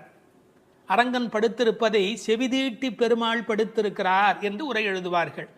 யார் கூப்பிடுவார்களோ என்று காத்திருக்கிறார். அப்படி இருக்கிற போது அவனை பள்ளி எழுப்புவது உபகாரம் தானே, அபசாரம் அல்லவே. மணிக்கதவம் என்று கதவை கொண்டாடுகிறார்கள். உரையாசிரியர்கள் சொல்கிறார்கள், புகுவாரை தன் அழகாலே கால் கட்டும் கதவு. அந்த கதவை தாண்டி போகிறவர்கள் ஒரு வினாடி அதை பார்த்து ரசிக்காமல் போகவே முடியாது. மாடியிலே ரொம்ப தூரம் ஏறி போகிற இடத்துல பெரிய கண்ணாடி வைத்திருப்பார்கள். மாடிப்படிகள் ஏறுகிற இடத்துல யாரா இருந்தாலும் நின்று ஒரு வினாடி தன் உருவத்தை பார்த்து விட்டுத்தான் போவார்கள். இது மனித உலகியல். அதுபோல் ஒரு வினாடி நிறுத்தக்கூடிய வலிமையுடைய அந்த கண்ணாடியைப் போல இந்த கண்ணாடி கதவு, அதை பார்த்தால் ஒரு வினாடி நின்று கால்கட்டும் கதவு. இந்த பெண்கள் என்ன சொல்லுகிறார்கள்? ஆயர் சிறுமியோரோமுக்கு, அதாவது வாசல் காப்பவன் சொல்லறாம், எவ்வளவு பேராலே கண்ணனுக்கு ஆபத்து தெரியுமா, அதனால் நாங்கள் காவல் காத்து கொண்டிருக்கிறோம். ராமனுக்கு சூர்பனகினாலே ஆபத்து வந்தது, கிருஷ்ணனுக்கு பூதனையினாலே ஆபத்து வந்தது. இந்த பெண்கள் சொல்லுகிறார்களாம், நாங்கள் என்ன சூர்பனகையா, பூதனையா, ஆயர் சிறுமி, வெரி இன்னசென்ட் கேர்ள்ஸ், எந்த விதமான சூதுவாதம் தெரியாத ஆயர்குல பெண்கள், நாங்கள் சிறுமியர். இல்லை, ஒரு பெரிய ஆச்சரியம், இந்த பெண்கள் ஏன் ஒருவரை ஒருவர் எழுப்பிக் கொண்டு இப்போது வந்தார்கள் என்பதை நாம் புரிந்து கொள்ள வேண்டும். உரையாடுவதற்கு தயக்கமும் மயக்கமும் மிக்கவர்கள் கூட கூட்டமாக வந்து விட்டால் துணிவும் வீரமும் தானாகவே தோன்றிவிடும். அது மட்டுமல்ல, இன்றும் உலகியலில் தனி மனிதர்களை காவலர்கள் அலட்சியமாக கையாளுவது என்பது பழக்கம். ஆனால் கூட்டமாக வருகிறார்கள் என்றால் காவலர்கள் அடங்கி போய் விடுவார்களே ஒழிய அலட்சியமாக கையாள மாட்டார்கள். எனவே இந்த சிறுமியர்கள் ஒரு கூட்டமாக வந்திருக்கிறோம் என்பதை ஆயர் சிறுமியோருமுக்கு என்று அவர்கள் விளக்குகிறார்கள். நாங்கள் ஒரு பெரிய கூட்டம், ஞாபகம் இருக்கட்டும். அரை பறை, விளையாட்டாக அடிக்கின்ற அந்த பறை என்ற தோல் கருவி. மாயன் மணிவண்ணன், மாயையிலே வல்லவன், மிகச்சிறந்த வியக்கத்தக்க காரியங்களை செய்கின்ற வல்லமையுடையவன். மணிவண்ணன், ரத்தினம் போலே மாணிக்கக்கல் போலே ஒளி வீசுகிறவன், நீலமேக சியாமள வண்ணன். அந்த அற்புதமான மாயன் மணிவண்ணன் நென்னலே வாய் நேர்ந்தார். அந்த ஏகாரம் ரொம்ப வலிமையானது, நேத்திக்கே சொல்லிட்டான்ப்பா, அதை முன்னரே பண்ணி கொடுத்த சத்யபிரமாத், ஆல்ரெடி ப்ராமிஸ்ட். நென்னலே வாய் நேர்ந்தார். அவன் சொன்னான், சொன்ன சொல்லை அவன் காப்பாற்றுவதற்கு நீ துணை நிற்க வேண்டாமா? தூயோமாய் வந்தோம் துயில் எழப்பாடுவான். என்ன தூய்மையாக வந்ததுகள்? இந்த பெண்கள் குளிக்கலே, அப்புறம் எப்படி தூய்மை என்று சொல்ல முடியும்? வெளியிலே இருக்கிற அழுக்கை விட உள்ளே இருக்கிற அழுக்கு இல்லாமல் இருப்பதுதான் தூய்மை. திருவள்ளுவர் எழுதுகிறார், புறம் தூய்மை நீரால் அமையும், ஆனால் அகம் தூய்மை வாய்மையால் காணப்படும் என்று எழுதினார். எனவே புறத்தூய்மை என்பது கூட முக்கியம் அல்ல, அகத்தூய்மை என்பதுதான் முக்கியம். இவர்கள் உள்ளத்தில் தூய்மை உடையவர்கள். எனவே தூயோமாய் வந்தோம், துயில் எழப்பாடுவான். இந்த இடம்தான் மிக முக்கியம். கண்ணனை துயில் எழுப்புவதற்காக நாங்கள் இங்கே வந்திருக்கிறோம் என்று அவர்கள் சொல்கிறார்கள். கடவுள் எங்கேயோ இருக்கிறாரா? அவரை எழுப்புவதற்கு நமக்குள்ளே தான் இருக்கிறார். ஆனால் பல பேர் தனக்குள்ளே இருக்கிற கடவுளை எழுப்பாததால் தான் பாவத்தில் சிக்கிக் கொள்கிறார்கள்.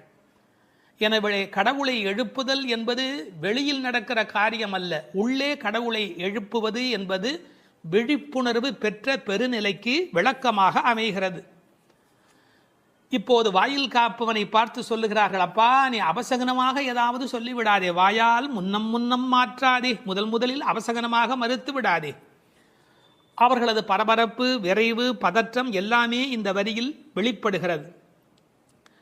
அம்மா நீ, அம்மா என்பது இந்த இடத்தில் அசைச்சொல்லாக இலக்கணத்தில் அமைந்திருக்கிறது. ஆனால் அம்மா என்று இவர்கள் தயவு வேண்டி சொல்லியதாகவும் பொருள் கொள்ளலாம். சரி சரி திறந்து கொண்டு போங்கள் என்ற இரக்கத்தோடு அவன் சொல்ல, கதவு இறுக்கமாக இருக்கிறது, உன்னை விட இறுக்கமாக இருக்கிறது என்று அடுத்த வரியிலே சொல்லப் போகிறார்கள். ஏனென்றால் இந்த ஆயர்பாடியிலே இருக்கிறவர்கள் கண்ணனுடைய பாதுகாப்பு கருதி அப்படி ஒரு இறுக்கமான கதவு. பொதுவாக 2 கதவுகள் சாத்தும்படியாக பெரிய இடங்களில் கோட்டை கதவு, கோயில் கதவு இதையெல்லாம் அமைப்பார்கள். அது 2ம் அப்படியே பொருந்தி இருக்க வேண்டும். நேய நிலைக்கதவம் 2 பொருத்தமாக இருக்கணும். கதவுக்குள்ள ஓட்டை இருந்தால் பனி, குளிர், பூச்சிகள் எது வேணாலும் உள்ள வரும். எனவே அந்த கதவு எப்படி நெருங்கி இருக்கிறது என்பதை நேய நிலைக்கதவம், கண்ணனை பாதுகாப்பதில் அன்பு காட்டுகிற நிலைக்கதவம் என்று பொருள் கொள்ளலாம்.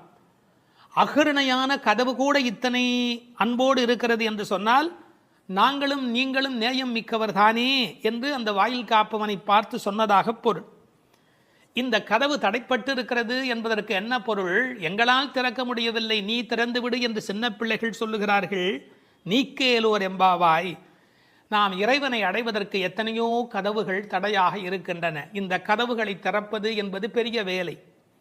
ஆணவம், கண்மம், மாயை என்கிற கதவுகள், கர்மவினை, அகங்காரம், கர்மவினையிலே பாவ புண்ணியம் என்ற 2 கதவுகள், அகங்காரம், அமகாரம், யான் எனது என்கிற 2 கதவுகள், இவையெல்லாம் நேய நிலை கதவம். அந்த யான் எனது அவ்வளோ டைட்டாக இருக்கும். கர்ம வினையில பாவ புண்ணியம் அவ்வளோ டைட்டாக இருக்கும். நம்ம இறைவனை போய் சேருவதற்கு இவையெல்லாம் தடை. எனவே நேய நிலைக்கதவம் நீக்கேலோர் எம்பாவாய், இந்த இரண்டையும் எங்களுக்கு நீக்கு. கீதையிலே துவந்த நிலை என்று பேசுவான் பகவான். அதாவது ராகத்வேஷத்தோடு கூடிய நிலை பகவானை அடைவதற்கு இடையூறாக இருக்கிறது. எனவே அந்த இரண்டும் அப்படி இறுகி கிடக்கிறது. அந்த நேய நிலைக்கதவம் நீக்கு என்று வேண்டுவதாக இந்த பாசுரம் நிறைவு பெறுகிறது.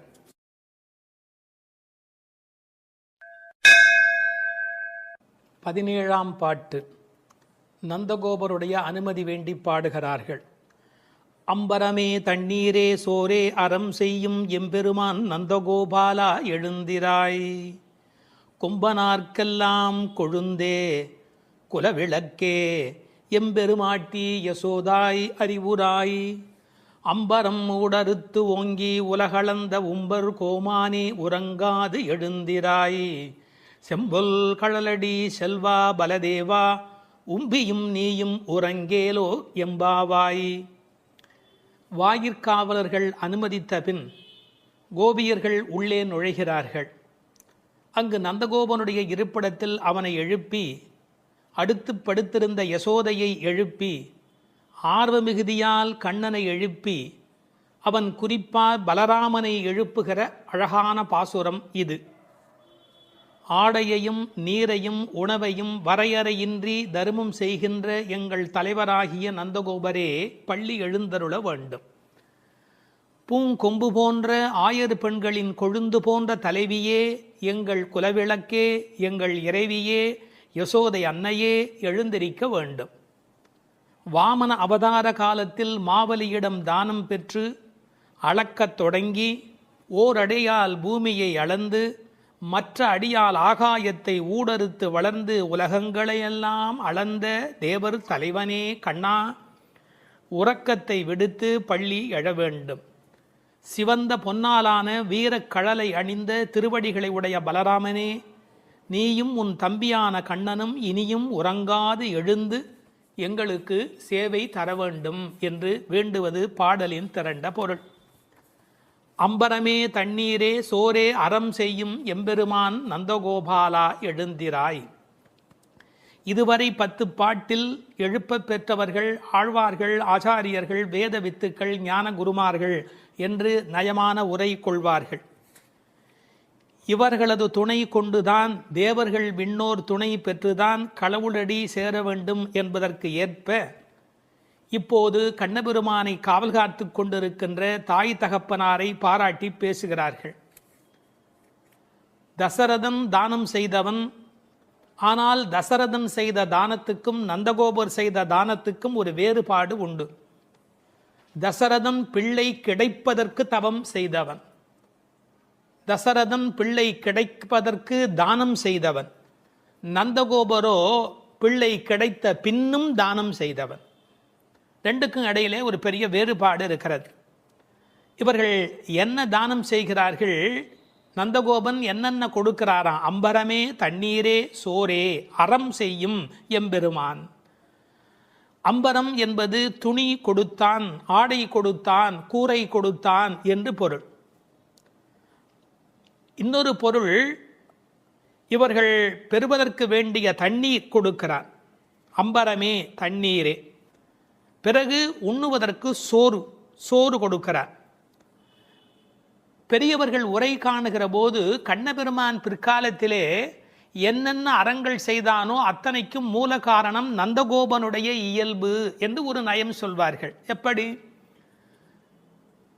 சூதர் சபையிலே திரௌபதி துன்புற்று ஆடை வேண்டும் என்று அலறிய போது திரௌபதிக்கு வஸ்திரம் கொடுத்தான் அல்லவா? எனவே இவன் துணி கொடுக்கிறவன் அம்பரன். அம்பரம் திக் அம்பரர் என்றால் திசையை ஆடையாக அணிந்தவர்கள் திகம்பரர்கள். அம்பரம் என்பது ஆடையை குறிக்கும். இவன் திரௌபதிக்கு பின்னாளிலே வஸ்திரதானம் கொடுத்தவன். பிறகு போர்க்களத்திலே குதிரைகள் நாவார குடிப்பதற்காக வருணாஸ்திரம் விட்டு தண்ணீர் வரவழைத்து குதிரைகளுடைய தாகம் தீர்த்தவன். அது மட்டுமல்ல, பசுக்களுக்கும் தண்ணீர் வைக்கிறவன். மன்னன் மருக மைத்துனன் மார்க்கொரு தேரின் மேல் முன்னங்கு நின்று மோழை எழுவித்தவன். பெரியாழ்வார் திருமொழியில் சொல்றார், அந்த குதிரைக்காக நீரை வரவழைத்து கொடுத்தவன். ஆண்டாள் பின்னாலே பாடுகிறாள், இட்டமான பசுக்களை இனிது மரித்து நீரூட்டி என்று எழுதுகிறார். இவன் உணவு கொடுக்கிறவன் என்பதற்கு அடையாளம் மகரிஷியின் பத்தினிகள் கொடுத்த உணவை தன்னோடு பக்கத்தில் இருந்த 1000 பேருக்கும் உணவளித்து உணவு கொடுப்பதில் மகிழ்ச்சி அடைகிறவன் கண்ணபெருமான். ஒரு தகப்பனைப் போலே பிள்ளை வளர்கிறான் என்பதற்கேற்ப நந்தகோபன் தானம் செய்கிறவன், அவன் மகனும் தானம் செய்கிறவன். அப்பா குணம் பிள்ளைக்கு. இந்த குழந்தைகள் பேச்சிலே சோறு தண்ணீர் என்பதெல்லாமே கண்ணன் தான். உண்ணும் சோறு பருகும் நீர் தின்னும் வெற்றிலை எல்லாம் கண்ணன் என்கிற அனுபவத்தில் இருக்கிறவர்கள். அவன் தானம் கொடுப்பது எதற்காக? ஏதோ ஒரு புண்ணிய பலனை கருதியா என்று கேட்டால் இல்லை இல்லை, அறத்திற்காகவே அறம் செய்கின்றான். அதான் அறம் செய்யும். திருவள்ளுவர் எழுதுகிறார், மேல் உலகம் இல் எனிலும் ஈதலே நன்று. சொர்க்கலோகம் கிடைக்கும்னு தானம் பண்றதை விட சொர்க்கலோகம்னு ஒன்று இல்லைனாலும் தானம் பண்ணுவது உத்தமம் என்று எழுதி காட்டுகிறார் திருவள்ளுவர். எனவே அறத்தை அறத்திற்காக செய்கிறார்கள், வேறொன்று பெறுவோம் என்பதற்கல்ல. ஏன்னா பெற வேண்டிய பேராகிய கண்ணனை பெற்றுவிட்டார். பிறகு யசோதையை எழுப்புகிறார்கள், கொம்பனார்க்கெல்லாம் கொழுந்தே. இந்த உலகத்தில் பெண்கள் யாரெல்லாம் பெருமை பெற்றார்களோ அந்த எல்லா பெண்களுக்கும் மேலான கொழுந்தாக விளங்குகின்றவள். ஆயர் குலத்திலே எந்த பெண்ணுக்கு வாட்டம் வரும் என்றாலும் இவள் வாடிப்போவதாலே இவள் கொழுந்து. ஆயர் குலத்து பெண்களெல்லாம் கொடியானால் இவள் கொழுந்து. எம்பெருமாட்டி யசோதாய் அறிவுராய் என்று சொன்னவர்கள் குலவிளக்கே என்று விழித்தார்கள். கொம்பன்னார்க்கு எல்லாம் என்பதை உரை சொல்லுகிற போது ராமருடைய தாயார், அவர்களை விடவும் இவள் மேலே புண்ணியம் செய்தவள். தேவகி என்ற கண்ணனை பெற்றெடுத்தாளே, அவளை விடவும் இவள் புண்ணியம் செய்தவள். இந்த உலகத்திலே பெற்றெடுத்த பெண்கள் யாரெல்லாம் உண்டோ அத்தனை பேரையும் விட பெறாத பெருமை பெற்றவள். அவளே பேசுகிறாள், ஞாலத்து புத்திரனை பெற்றார் நங்கைமீர் நானே மற்றொருவர் இல்லை. இந்த உலகத்தில் யாரும் பெறாத பேறு பெற்றவள் யசோதை என்பதை இந்த இடத்திலே குறித்து கொள்ள வேண்டும். அதனால்தான் தேவகி சொல்லுகிற போது சொல்கிறாள், திருவிலேன் ஒன்றும் பெற்றிலேன் எல்லாம் தேவனங்கை யசோதை பெற்றாளே, இந்த பேரெல்லாம் அவள் பெற்றாளே என்று புலம்புகிறாள். எனவே நந்தகோபரை எப்படி அழைத்தார்கள்? எம்பெருமான் என்று அழைத்தார்கள். எனவே இவளை எம்பெருமாட்டி என்று அழைத்தார்கள். ஒரு வேடிக்கை சொல்லுகிறேன்.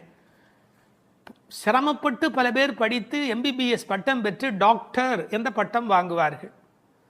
முறைப்பெண் என்ற முறையிலே பள்ளிக்கூடத்தை மிதிக்காத ஒரு பெண்ணை திருமணம் செய்து கொண்டு துணைவியாக்கி கொள்வார்கள். ஒரு வேடிக்கை சொல்வார்கள், டாக்டர் வருகிறார் என்று சொல்லுகிறவர்கள் அவருடைய மனைவி வருகிற போது டாக்டர் அம்மா வருகிறார் என்று பேசுவார்கள்.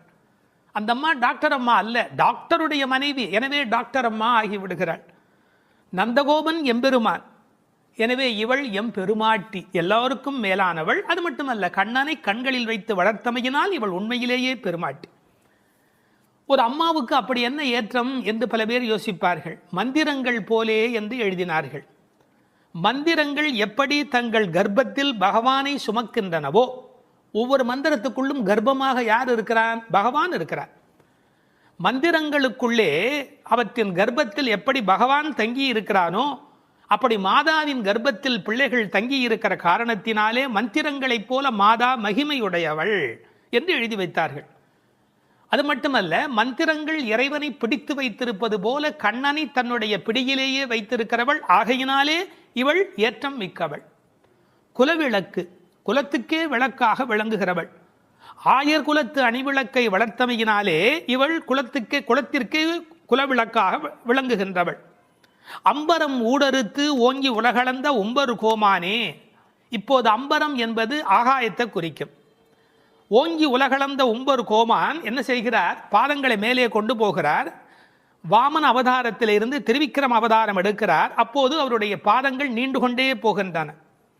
ஒன்மதியில் புனல் உருவி ஒரு கால் நிற்ப ஒரு காலும் காமருசீர் அவுணன் எண்மதியும் கடந்து அண்டமீது போகி இருவிசும்பின் ஊடு போய் மேலைத்தெழுந்து தன்மதியும் கதிரவனும் தவிர ஓடி தாரகை இடை புறம் தடவி அப்பால் மிக்கு மண் முழுதும் அகப்பட்டு நின்ற எந்தை மலர் புனையும் திருவடியே. இந்த அண்ட சராசரமெல்லாம் இணைந்து நிலவு சூரியன் அத்தனையும் கடந்து நட்சத்திரங்களை எல்லாம் தாண்டி கொண்டு போகிற அந்த அற்புதத்தை திருநெடுந்தாண்டகத்திலே பாடி காட்டுகிறார் ஆழ்வார் பெருமகனார். அப்படிப்பட்ட வாமன அவதாரத்தை பல இடங்களில் ஆண்டாள் கொண்டாடி இருக்கிறார். உம்பியும் நீயும் உறங்கேலோர் எம்பாவாய். ஒரு குடும்பத்துக்கு ஒருத்தர் வந்தால் இவர் கால்பட்ட நேரம் விளங்கிற்று என்று மருமகளை கொண்டாடுவார்கள். அதுபோல் பலதேவன் வந்த யோகம், அதன் காரணமாக கண்ணபெருமான் அங்கு வந்து சேர்கிறார். எனவே அவருடைய கால் நலத்தை கொண்டாடுகிறார்கள்.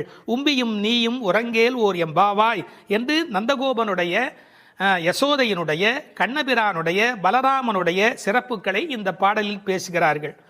தத்துவார்த்தமாக சொல்லுகிறவர்கள் நந்தகோபர் என்பது ஆச்சாரியனையும், யசோதை என்பது திருமந்திரத்தையும், கண்ணபிரான் என்பது திருமந்திரத்தின் அர்த்தத்தையும், பலராமன் என்பது மந்திரார்த்த சாரத்தையும் குறித்தது என்று கொண்டாடுவார்கள்.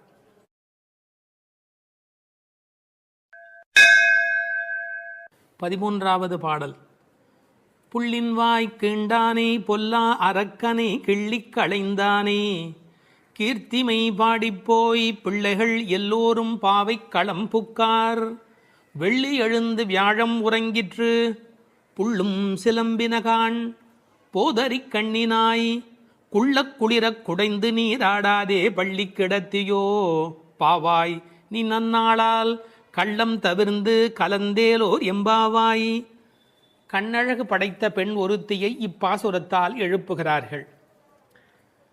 மலரில் உள்ள வண்டுகள் போன்று அழகிய கண்களை உடையவளே, கொக்கு வேடத்தில் வந்து வாயை பிளந்து கண்ணனை விழுங்க எண்ணிய பகாசுரனை அவன் வாயை கிழித்து அழித்த கண்ணபெருமான், கொடியவனான ராவணரது தலைகளை அறுத்து அழித்த ராமபிரான், அவர்களது வீர வரலாறுகளை பாடிக்கொண்டு இளம்பெண்கள் எல்லோரும் பாவை நோன்புக்குரிய இடத்திற்கு எப்போதோ சென்று விட்டனர். வானத்திலேயோ குரு என்கிற கோள் மறைந்து சுக்கிரன் உதயமாகிவிட்டான்.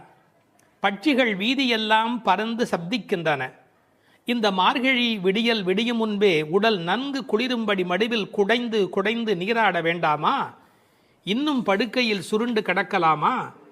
நல்ல நாளும் அதுவுமாக இப்படி இருக்கிறாயே, அப்படி உனக்கு என்ன தனி அனுபவம்? உன் மனதில் உள்ள கள்ளத்தனத்தை விடுத்து எங்களோடு சேர்ந்து வா என்று அழைக்கிறார்கள்.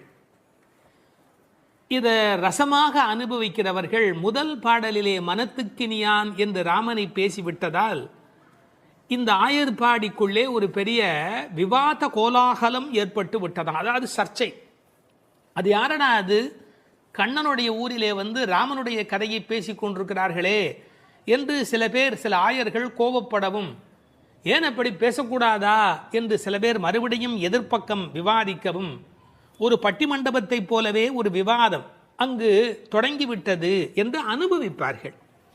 ஏனென்றால் இந்த பாடல் எப்படி வருகிறது? புள்ளின்வாய் கீண்டானி என்று கண்ணபெருமான் பகாசுரனை அழித்த கதையை சொல்லி, பிறகு பொல்லா அரக்கனை கிள்ளிக் களைந்தானே என்று ராமாவதார கதையையும் சேர்த்து பேசுகிறார்கள். அதை எப்படி சொல்லுகிறார்கள்? கண்ணனுடைய ஸ்தலத்தில் ராமனுடைய கதையா என்று ஒருவர் கேட்க, ஏன் முன்பு ராமனை பாடிய காலத்திலே நாம் கண்ணனை சேர்த்து பாடியது இல்லையா? அந்த காரணமாக வருக வருக வருக இங்கே வாமன நம்பி வருக, கரிய குடல் செவ்வாய் முகத்து என் காகுத்த நம்பி வருக என்று ஆண்டாளே பாடியிருக்கிறாளே. எனவே ஆண்டாள் சிற்றில் சிதைத்தல் பாடுகிற காலத்தில் சீதவாய் அமுதம் உண்டாய் எங்கள் சிற்றில் சிதையேல் என்று பாடியிருக்கிறாளே. அந்த அனுபவத்தை எல்லாம் இங்கே குறிப்பிடுகிறார்கள். வருக வருக என்று ஆழ்வார் அனுபவித்ததையும், சிற்றில் சிதைக்காதே என்று ஆண்டாள் அனுபவித்ததையும் இந்த இடத்தில் மேற்கோளாக காட்டி, இந்த அயோத்தியிலே ராமபெருமானுடைய புகழை பேசுவது போல ஆயர்பாடியில் கண்ணன் புகழ்தான் பேச வேண்டும் என்ற கட்டாயம் இல்லை, இடம் மாறி பேசினாலும் ஒன்றும் தவறு இல்லை என்று ஒப்பந்தமாயிற்று என்று இதை வேறு ஒரு கோணத்திலே பேசுவார்கள். தீவிர பற்று உடையவர்கள் எப்போதும் இது போன்ற பிரச்சனைகளில் ஈடுபடுவது என்பது தவிர்க்க முடியாதது. புள்ளின்வாய் கீண்டானே பொல்லா அரக்கனை கிள்ளிக் களைந்தானே. பறவை வடிவத்திலே வந்தவனை அவன் அழித்தவன். பள்ளத்தில் மேயும் பறவை உருக்கொண்டு கள்ளாசுரன் வருவானை தான் கண்டு புள்ளிதுவென்று பொதுக்கோ வாய்க்கின்றான். அப்படியே வாய்க்கிண்டிட்டான், அப்படியே கிழித்து எறிந்து விட்டான். அப்படி அழித்த வரலாற்றை சொன்னவர்கள் பொல்லா அரக்கனை கிள்ளிக் களைந்தானே என்று ராவணனை கொன்றதை பேசுகிறார்கள். இந்த எழுப்புகிற பெண்கள் இந்த பாடலை எல்லாம் கருத்தை எல்லாம் சொல்லி எழுப்புகிறார்கள். உரை கண்டவர்கள் கேட்டார்கள், பொல்லா அரக்கன் என்று ராவணனை குறிப்பிட்டால் நல்ல அரக்கன் உண்டோ? என்ன நயம் பாருங்கள். உண்டு. அரக்கர் குலத்தில் பிறந்தாலும் விபீஷணன் நல்ல அரக்கன், ராவணனோ பொல்லா அரக்கன். அவனோடு பெரிதாக போர் செய்தார் என்று சொல்ல முடியாதான், கிள்ளி களைந்தானே. தமிழில் ஒரு பழக்கம் உண்டு, யாராவது ரொம்ப அலட்சியமாக நினைச்சா என்ன கிள்ளுக்கிறேன்னு நினைச்சுக்கிட்டியா என்று கேட்பார். அப்படி ராவனுடைய தலைகளை ராமன் கிள்ளினானான், கிள்ளி களைந்தானே. அதுக்கு வேற ஒரு பொருள் உண்டு. தன்முனைப்பு உள்ளவர்கள் பரமாத்மாவால் அழிக்கப்படுவார்கள் என்கிற அந்த உணர்வு 10 தலை ஒருவருக்கு உண்டு என்ற கதையை அப்படியே எடுத்துக்கொள்வதை விட, பன்முகமாக ஆசை தலி விரித்து ஆடுகிற போது ஒருமுகமுடைய பரமாத்மா மனதை நாம் ஒருமுகப்படுத்தினால் நமக்கு உள்ளே இருக்கிற பன்முகம் அழிந்து போகும் என்று உருவகமாக எடுத்துக்கொண்டு அனுபவிப்பவர்களும் உண்டு. இப்படி ராவணனை அழித்த வரலாற்றை பேசி கீர்த்திமை பாடிப்போய் பிள்ளைகள் எல்லோரும் பாவை களம் புக்கார். இந்த நெல் பயிரிடுகிற இடத்துக்கு நெற்களம் என்று பெயர். அதுபோல் பாவை நோன்பு நோற்கிற இடத்துக்கு பாவைக்களம் என்று பெயர். யாருடைய புகழை பாடுகிறார்கள்? கீர்த்திமை பாடி, ராமன் கண்ணன் இருவருடைய புகழையும் பாடி, கீர்த்தி புகழை பாடி பிள்ளைகள் எல்லோரும், சின்ன குழந்தைகளாகிய பெண் பிள்ளைகள் எல்லாரும் சேர்ந்து பாவைக்களம் புக்கார். அவங்கெல்லாம் நோன்பு நோக்கிற இடத்துக்கு போய்விட்டார்கள், நான் மட்டும் உனக்காக இங்கே நின்று கொண்டிருக்கிறேன், சீக்கிரம் வாடி என்பது போல் பேசுகிறார்.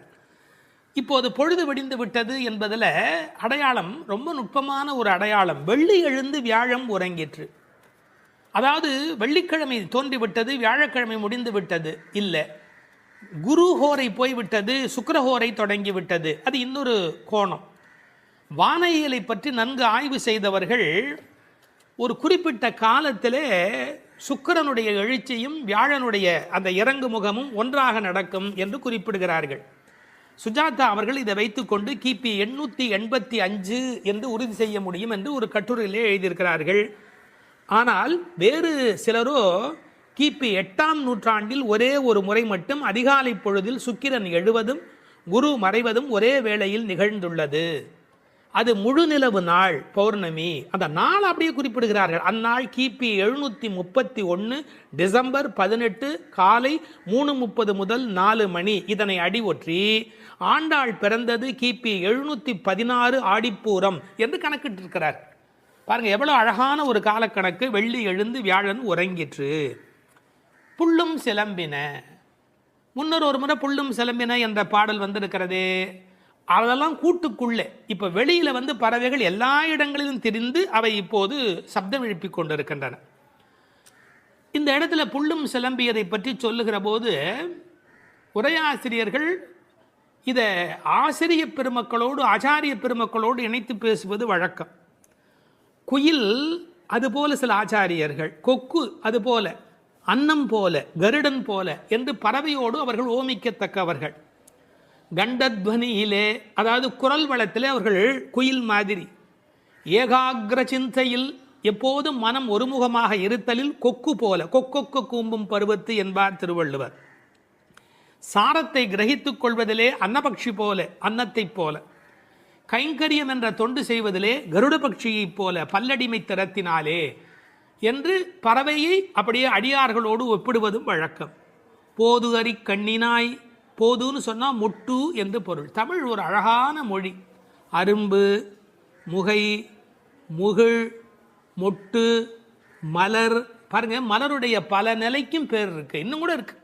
அதாவது வெளியில் புறப்படுவது அரும்பு, கொஞ்சம் மேலே வந்தால் அது முகை, கொஞ்சம் அது இதழ் திறக்க ஆரம்பித்தா அது முகிழ், அது நல்ல விரிந்து விட்டால் தான் அதுக்கு மலர் அப்படின்னு பேர். ரெண்டுக்கும் நடுவில் இருக்க போது போதுன்னு பேர். அந்த போது அது போன்ற கண்களை உடையவள். அதில் வண்டு உட்கார்ந்திருப்பதை போன்ற கண். ஐயா, வெள்ளையாக கண்ணில் ஒரு பகுதி இருக்குது, கருப்பாக ஒரு பகுதி இருக்குது. அது வெள்ளையாக இருக்கிற மலர், அதன் மேலே கருப்பாக இருக்கிற வண்டு உட்கார்ந்திருக்கிற தன்மையினை போதறி கண்ணினாய் என்ற ஓமையாக குறிப்பிட்டார்கள். குளிக்கிறது எப்படி குளிக்கணுமா? குள்ள குளிர குடைந்து நீர் ஆடு